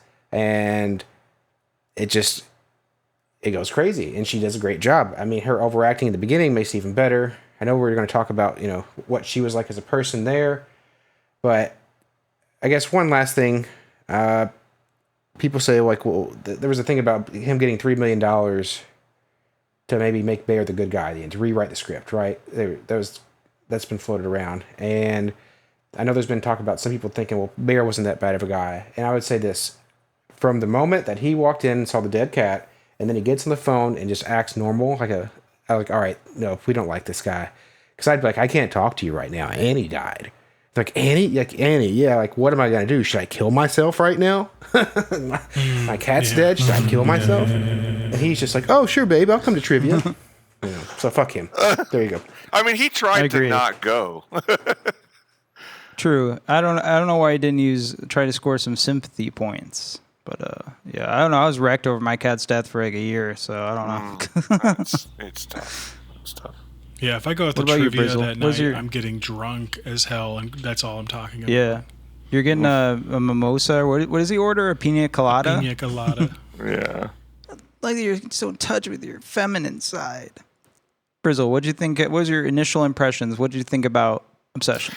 Now, I want to clarify right now. Are we doing final thoughts? No. Okay, thank you, because I don't want to spoil anything. But keep here. it brief. We're running out of time. This was all word of mouth. My initial impression, it was a lot to take in. There's a lot to unpack here. This movie you can watch it one way if you want to get into the psychology of it and dissect it, or you can lean back and enjoy it at face value and have a good time with something just fun and imaginative. But there's just too much to say. Positive thoughts initially. So we all liked it. We all have positive thoughts on it. Obviously, I loved it. I saw it 3 times immediately within like a week or two. I love this movie. It's my favorite movie of the year. So that's my initial impression.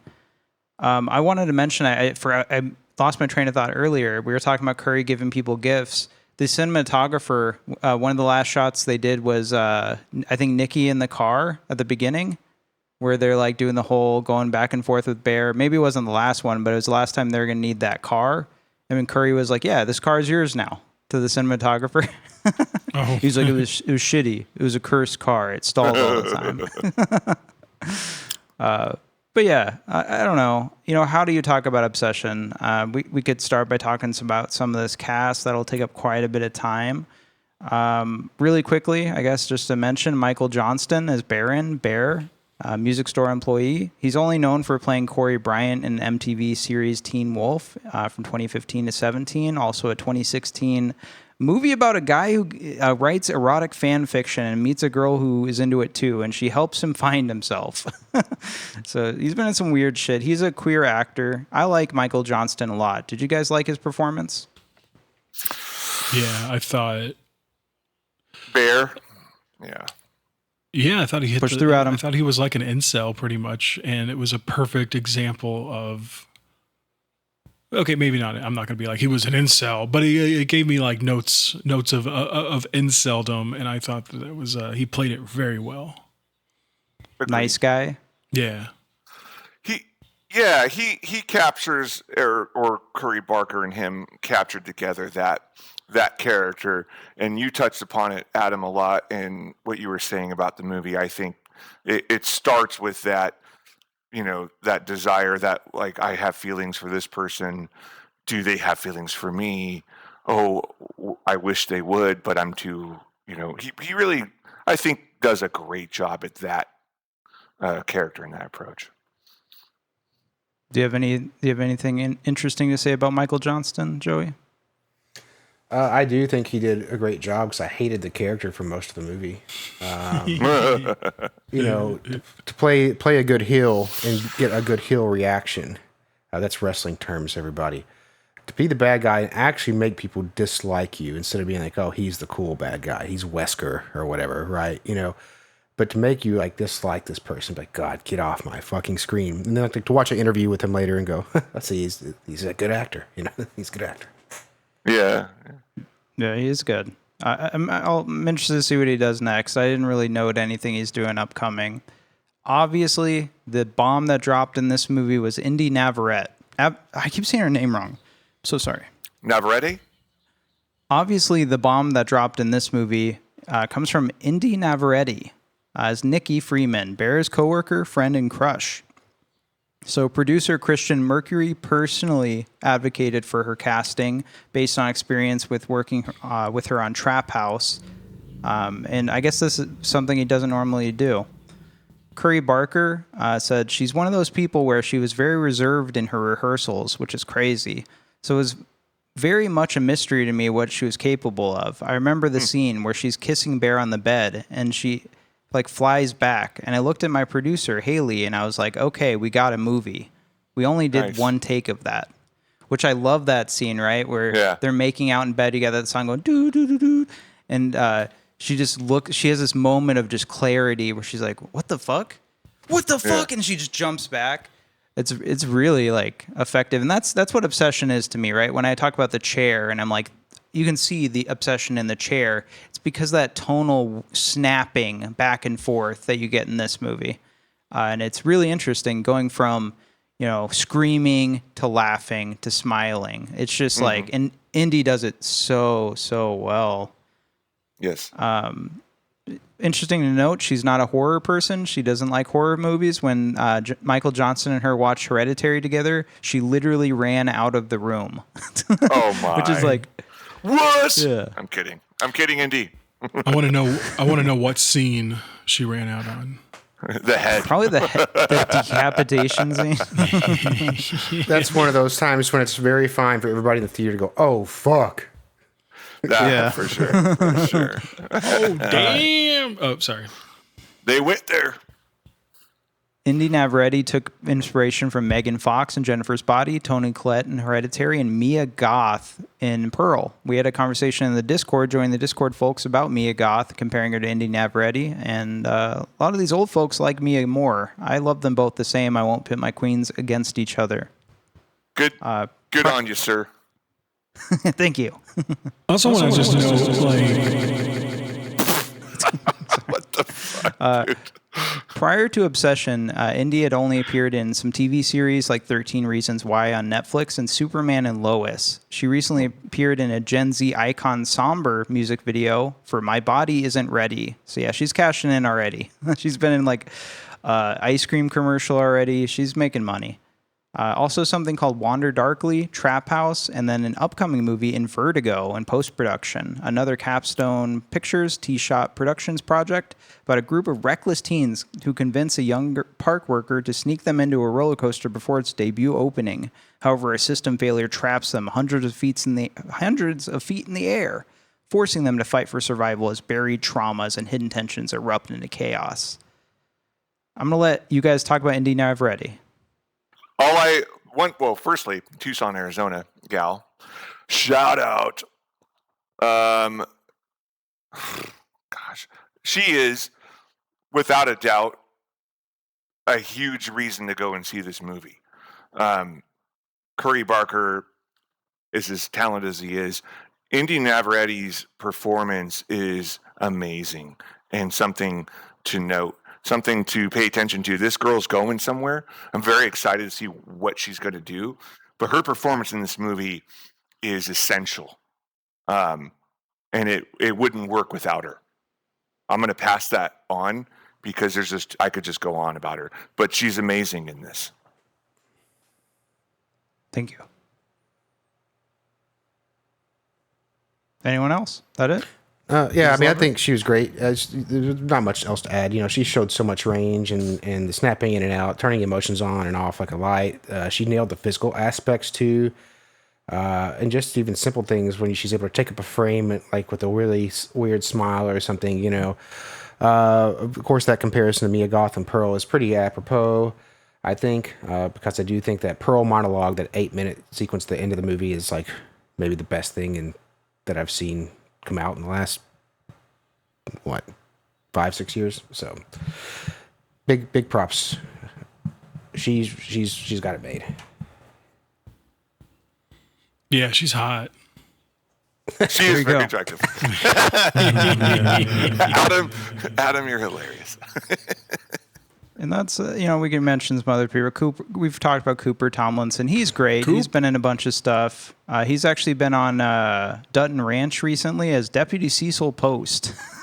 So get that money, bro. I think he's really good. I think he gets overshadowed, but I think he's good in all the stuff that Curry's done with him. He's great. Yeah, he's not listed on Texas Chainsaw Massacre yet, but you can bet he's going to be like the sheriff or something. He's a funny guy. I want to make a note on him for Milk and Cereal. He is really good in that. And when I saw Obsession, I didn't really think much about him.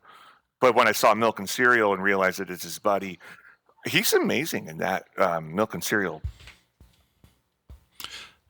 I think it's a crying shame how there are many people on the internet who would because the script leaked, you could read the script and they point out how maybe there was the script lists Ian as a conventionally attractive person, and people question why Cooper Tomlinson was cast in the role. And I think that's really fucked up. He's a handsome man. Like, why wouldn't he be? Why isn't he good enough to smash Nikki? I don't get it. He does smash Nikki. Yeah. Yeah. He's more attractive in Milk and Cereal than he is in Obsession. Well, it's funny watching all their stuff because they both put on a good amount of weight since their young days. But I'm sure it's like a lot of just hanging out, drinking, and doing stuff, and writing stuff, and eating, and they put out a lot of stuff. So He's great. I love him. I already lost my train of thought what I was going to say. He's great. Check him out, Milk and Cereal. Megan Lawless next is Sarah Harper, Bear and Nikki's friend and Carter's daughter. That's right, Andy Richter's daughter in this movie. She's been in a bunch of random stuff. The Hate You Give is the really only notable thing. She's going to be in something called Ping in pre-production. Struggling creative lands her dream job at a remote-first wellness startup. To discover ambition that makes her exceptional is exactly what founder uses to control her. Don't know about Ping. I don't know her. I really like Megan Lawless. I hope she makes good choices. Table 19. Andy Richter. What'd you say? Table 19, I think, is also. Oh, you seen it? That's a pretty. You guys don't know that movie? No. Oh. Moving on. Oh, there you go. Andy Richter, what can you say? He was on Conan's show. I really don't know what Andy Richter is known for. I didn't even recognize him the first time I watched it, so there you go. I didn't until almost the end of his thing, and I'm like, wait a minute, is that? Yes, it is. I'm gonna say this right now. When you listed him in the cast, I was like, fuck. I did not recognize him at all, and I still don't know that I did. Wow. Sorry. And then Haley Fitzgerald, she's great.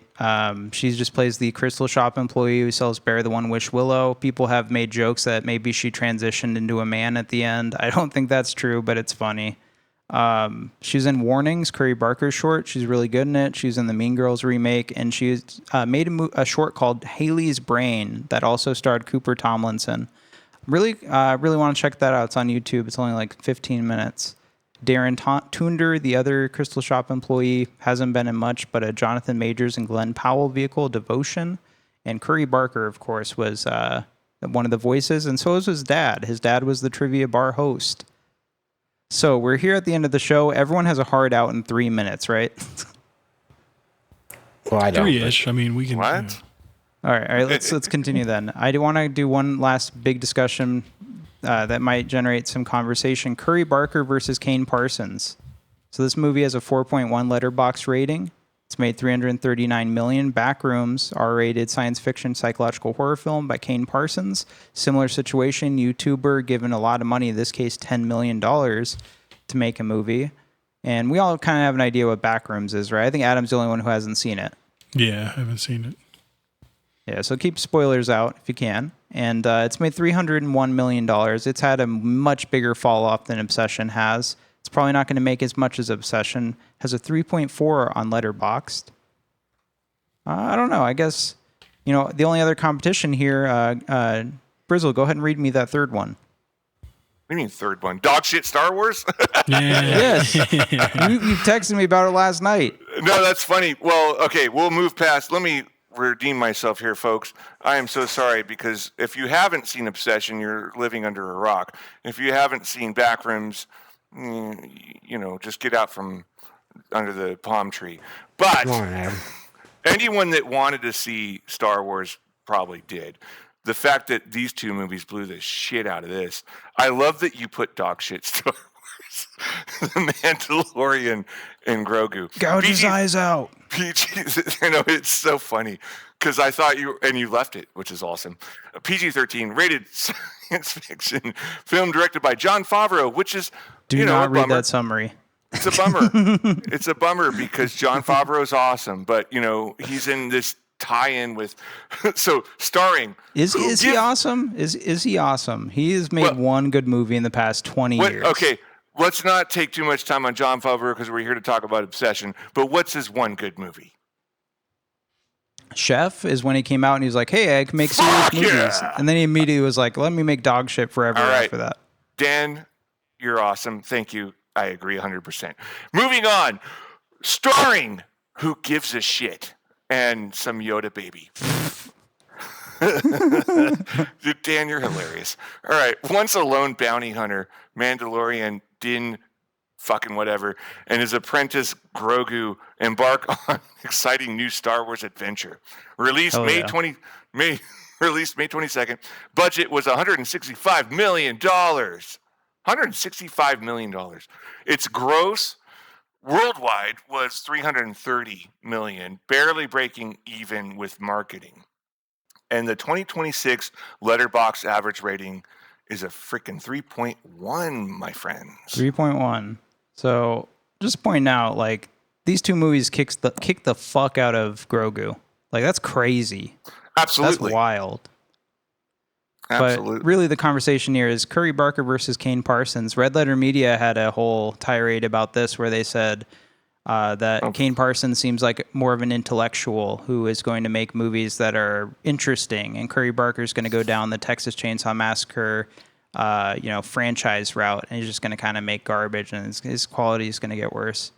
What do you guys think? Kane Parsons versus Curry Barker? Well, I mean, all we got from Kane is the backroom shit, which he's had for a while. I don't like he hasn't coasted on it because he made it when he was a kid, and I didn't really realize his background. Dan talked about it, where his dad was like, "What'd you say?" He was Telltale, yeah. So I mean, you worked at Telltale Games. You're starting with a good household to learn how to make something like this. Because as I watched the backrooms on YouTube, I was like, "Man, this is pretty amazing for a kid. How could he have done this?" And you're like, that's when you told me, like, well, he had access to Blender and all these things. And I was like, oh, that makes sense. I'm sure Dad was like, here, no, do this. Fine, it's fine. Backrooms is like, it seems just, if you've seen the YouTube videos, you've seen Backrooms, but now it has characters for an hour and a half instead of 30 minutes at a time. It's all right, you know. Who's more exciting, Joey? Curry Barker, especially if you go back and watch his other stuff. I think he has more to give out there. I mean, Backrooms is like, ooh, creepy Willet spaces. I get it. Weird stuff. Curry and Cooper are funny. They can be really funny. They could do a lot of different movies. This Ghost movie is going to be awesome, I think. So, easy pick for me. Based on what you know, Adam, Curry versus Kane.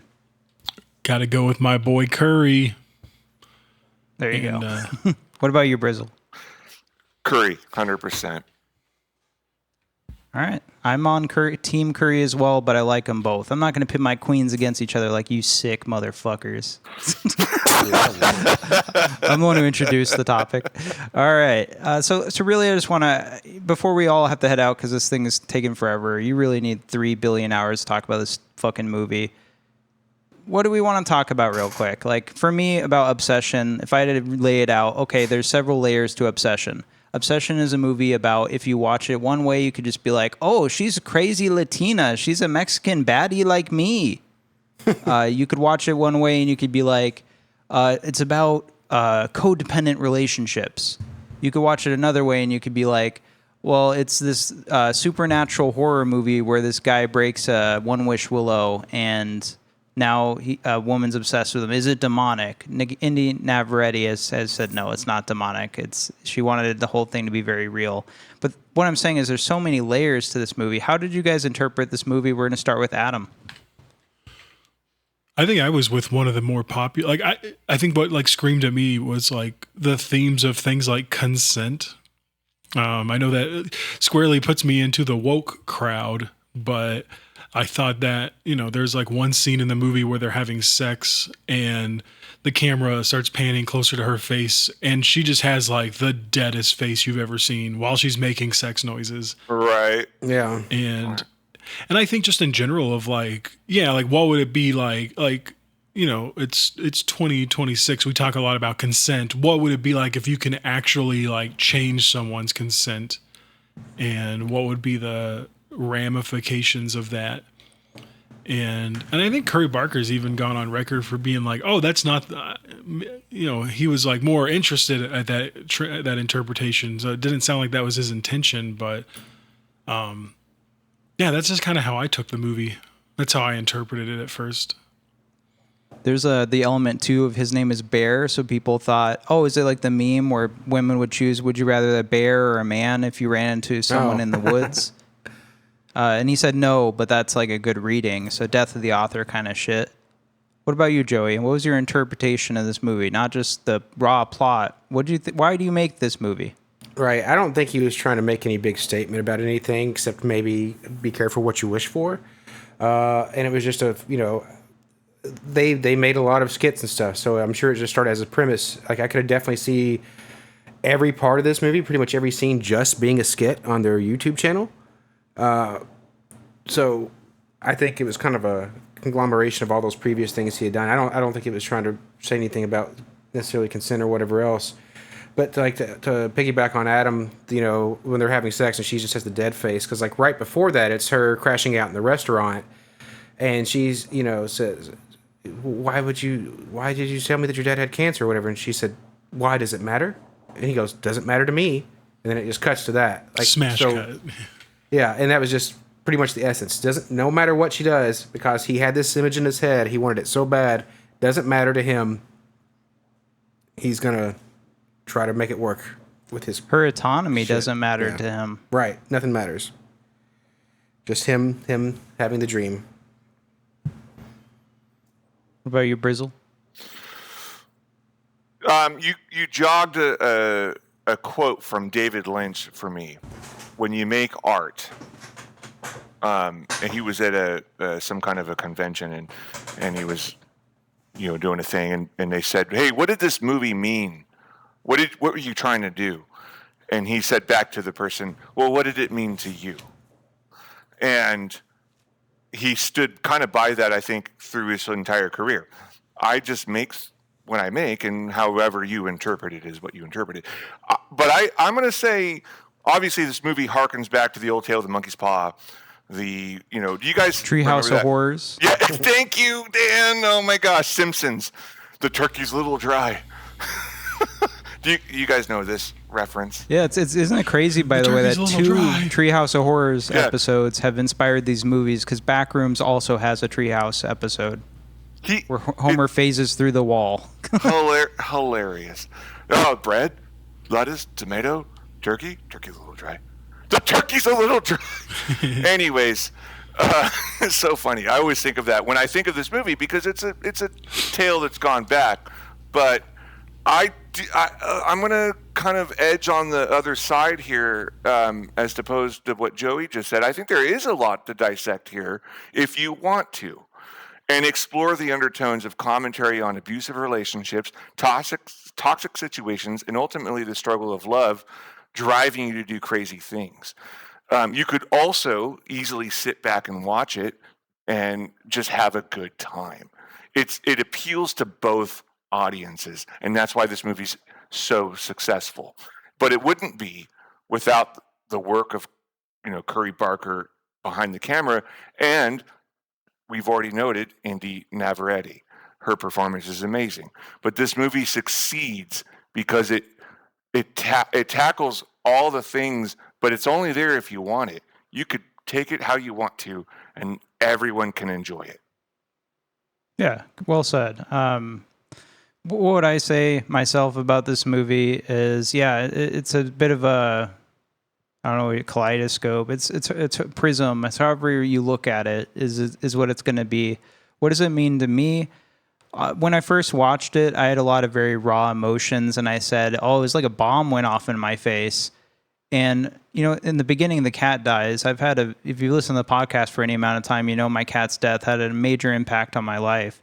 And so watching the movie, I remember thinking about putting my cat down, having someone come over with like some medicine and put him down and shit. And I was like, I remember thinking at the time, man, I wish they had enough for me, because I don't want to be around either anymore. Oh, damn. And so this movie, when I first watched it, my interpretation was like, oh, I think Curry lost a cat recently. Like he must know what that feels like, because the movie opens and his cat dies, and he's like, it seems like it's a big deal. He does cry. And I remember the end, he dies, right? He dies in the same position and in the same manner his cat died. And I connected that in my head, and I was like, oh, that's one big part to me. I didn't notice that. That's awesome. Good. Yeah, note. he ate the pills, so definitely like same pills. I had that reaction like when the cat first died. I was like, there's a part of me that's like, maybe I should leave and go check on the cats right now. Maybe I should just walk out 10 minutes in. Like, I'm kind of nervous right now. Are my cat's okay? One thing about this movie that I'll point out, again, it is a generational thing. Young people are coming out to see this. Young people are the ones powering this box office. The box office is a young man's game. And I think a lot of people, including Red Letter Media even, they know what their biases are and they'll call them out. So I appreciate that. But I do think there's a level of older people dismissing Obsession and just being like, oh, it's a fine movie. It's okay. But to me, like, the cultural reaction to something matters a lot. That's why we're still talking about Paranormal Activity. That's why we're still talking about Blair Witch Project. So even though it didn't hit for everybody, as close as we've got to a shared experience in a while, it feels like in a long time, there's almost a monoculture around it. How many things do we have a monoculture around anymore? Nothing. I mean, not many. Game of Thrones was like the last one, right? That I can think of really. That I was like Twin Peaks and that, basically. And so that's really important to me. So when I look at this movie and I say it's my favorite movie of the year, is it like absolutely my favorite? Rewatching it, do I get bored sometimes now? Yeah, because it's not a bomb going off in my face anymore. But yeah, it's just that matters a lot to me. So like when I watch a movie, my girlfriend likes it. She likes the substance. She likes this movie. That means a lot to me. So I do take outside forces into my opinion a lot. So my 5-star rating for this movie is because, well, the whole culture is giving it fucking 5 stars, obviously. Yeah, for sure. This is really... Oh, go ahead. A compliment I would also give this movie is that it doesn't meander at all. It doesn't waste any time getting into it. And at an hour and 40 minutes, it gets going, it takes you on a ride, and then it leaves you sitting in the roller coaster, combing your hair back down, and wondering which point your sunglasses flew off. It's well paced. It's executed well. Yeah. I can't wait to get that HD copy with that 1 extra minute of face bashing. Hopefully we get that too. Just hearkening back to what Brizzle just said too. Like it's at the 20-minute mark, where he breaks the one Wish Willow. And that's, like I remember in theater, I was just like, damn, this movie is it's just getting down to it, isn't it? Mm-hmm. Mm-hmm. Yeah, immediately. Yeah, I remember that. There's a lot of things you forget. And you're along for the ride. You're going with it as an audience. That's another thing. It resonates and it connects because the pacing and the vibe and the acting, like everything has come together so well. Before you know it, the movie's getting to its climax, and you're like, man, I want to watch that again. That was good. So I want to open up the floor here. This is the end of the show. Does anyone have anything they want to say about Obsession or whatever, Forever Hold Your Peace? Yeah. I just want to answer my question I asked myself earlier. Is Ian a bad friend? And this is look, I'm sorry, but this is the final opinion on this. So take it to the internet. I think, when Ian says, go get your girl home, and Nikki says, ew, Ian shares a very sympathetic look towards Bear. He really feels bad for him. And then he seems genuinely excited for Bear when he thinks he and Nikki had sex that first time, when they come back into the music store together. And so I just want to say to all the Ian haters out there is that, I don't think you guys have... I don't understand what you guys think a friend is. Like, he should immediately have been like, bro, I'm sleeping, like... years ago, but like told him that, I'm sleeping with that girl you just said you had a crush on. No, I don't think that's I don't think there's any bro code being broken. I think he's a good guy. The only thing that throws a wrench in there is he tells her to call her Freaky Nikki. And that's where I'm like, it seems like he's playing sabotage a little bit. I disagree a little bit. I think it comes from more of he's just having fun a little bit. Call her Freaky Nikki. I don't think he's trying to sabotage him. I will agree, though, Adam, when you find out that he had slept with her before, that's when I go, I don't know. Am I standing alone on this one? But, at the same time, it's like, well, if he knows in his mind he's never going to get with her, and he's trying to convince him not to do all this shit and not do it now. Right, but But if they're best friends and he knows that this guy is like totally into her, it's got to come up a better way. I don't know.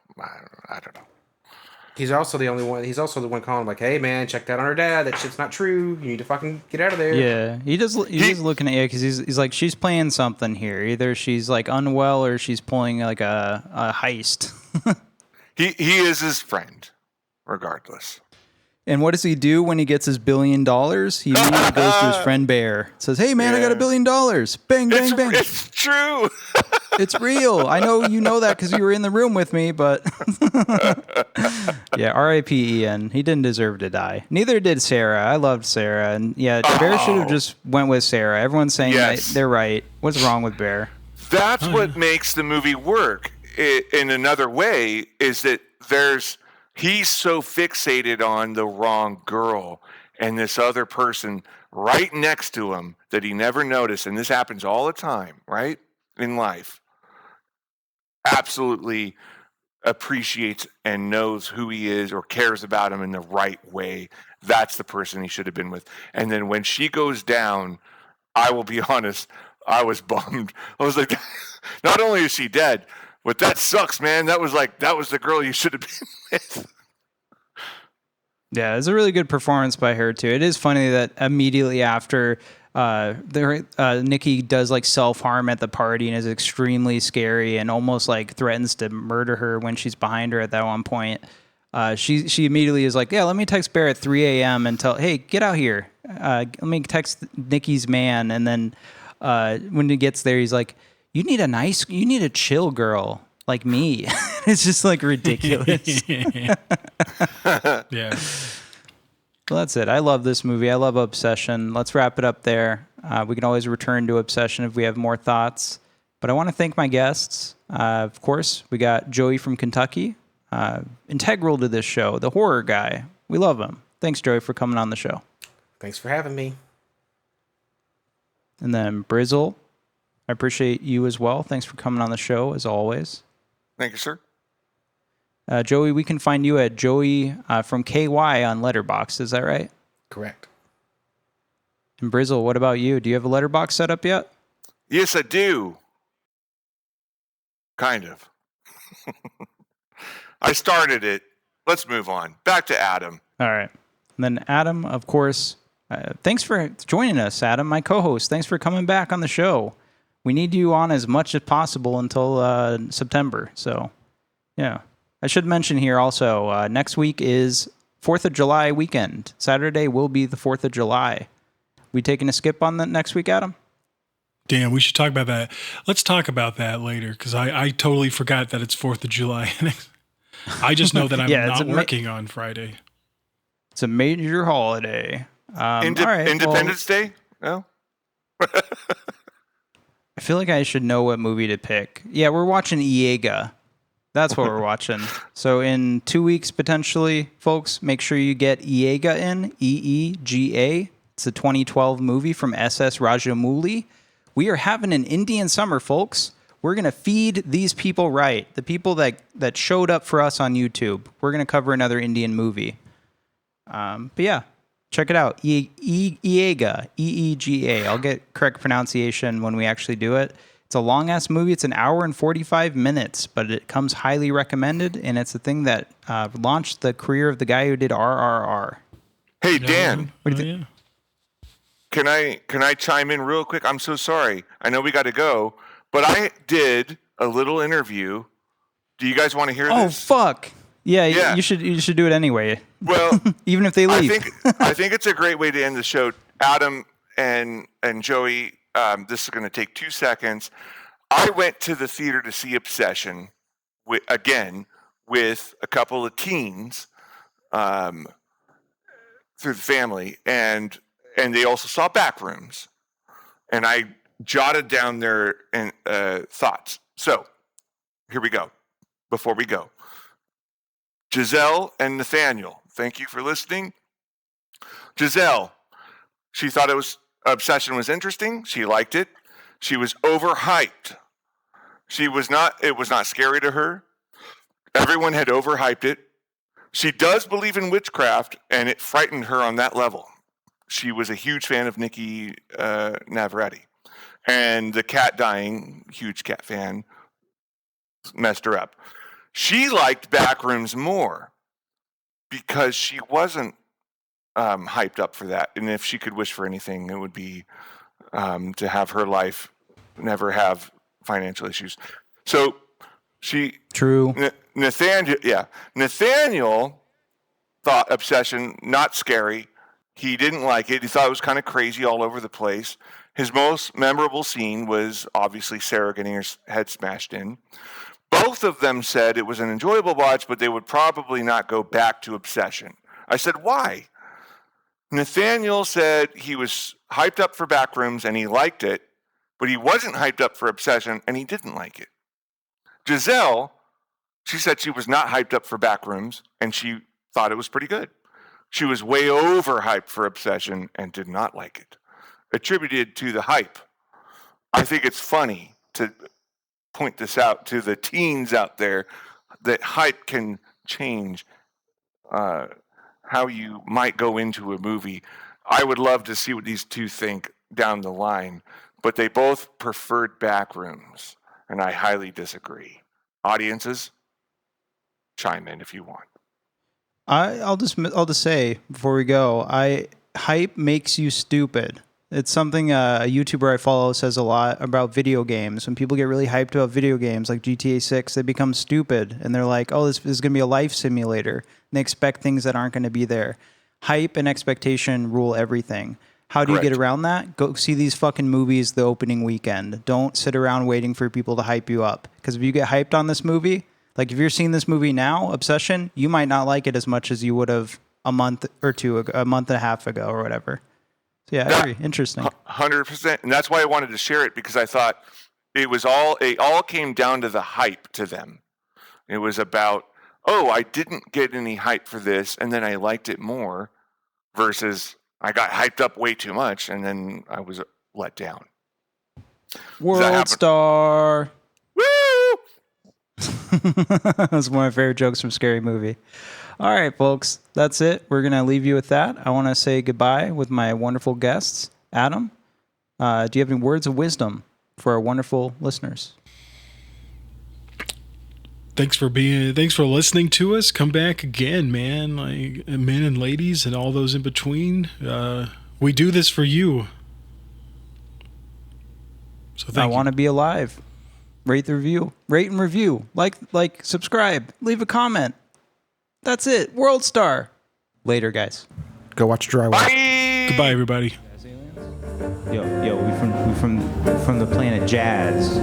We're here to take over your honky asses, including you, host of the show. Jazz alien Quano Mono invented the Big Five sound. Yo, we're taking you to hell. You could be in hell, bitch. White monkey.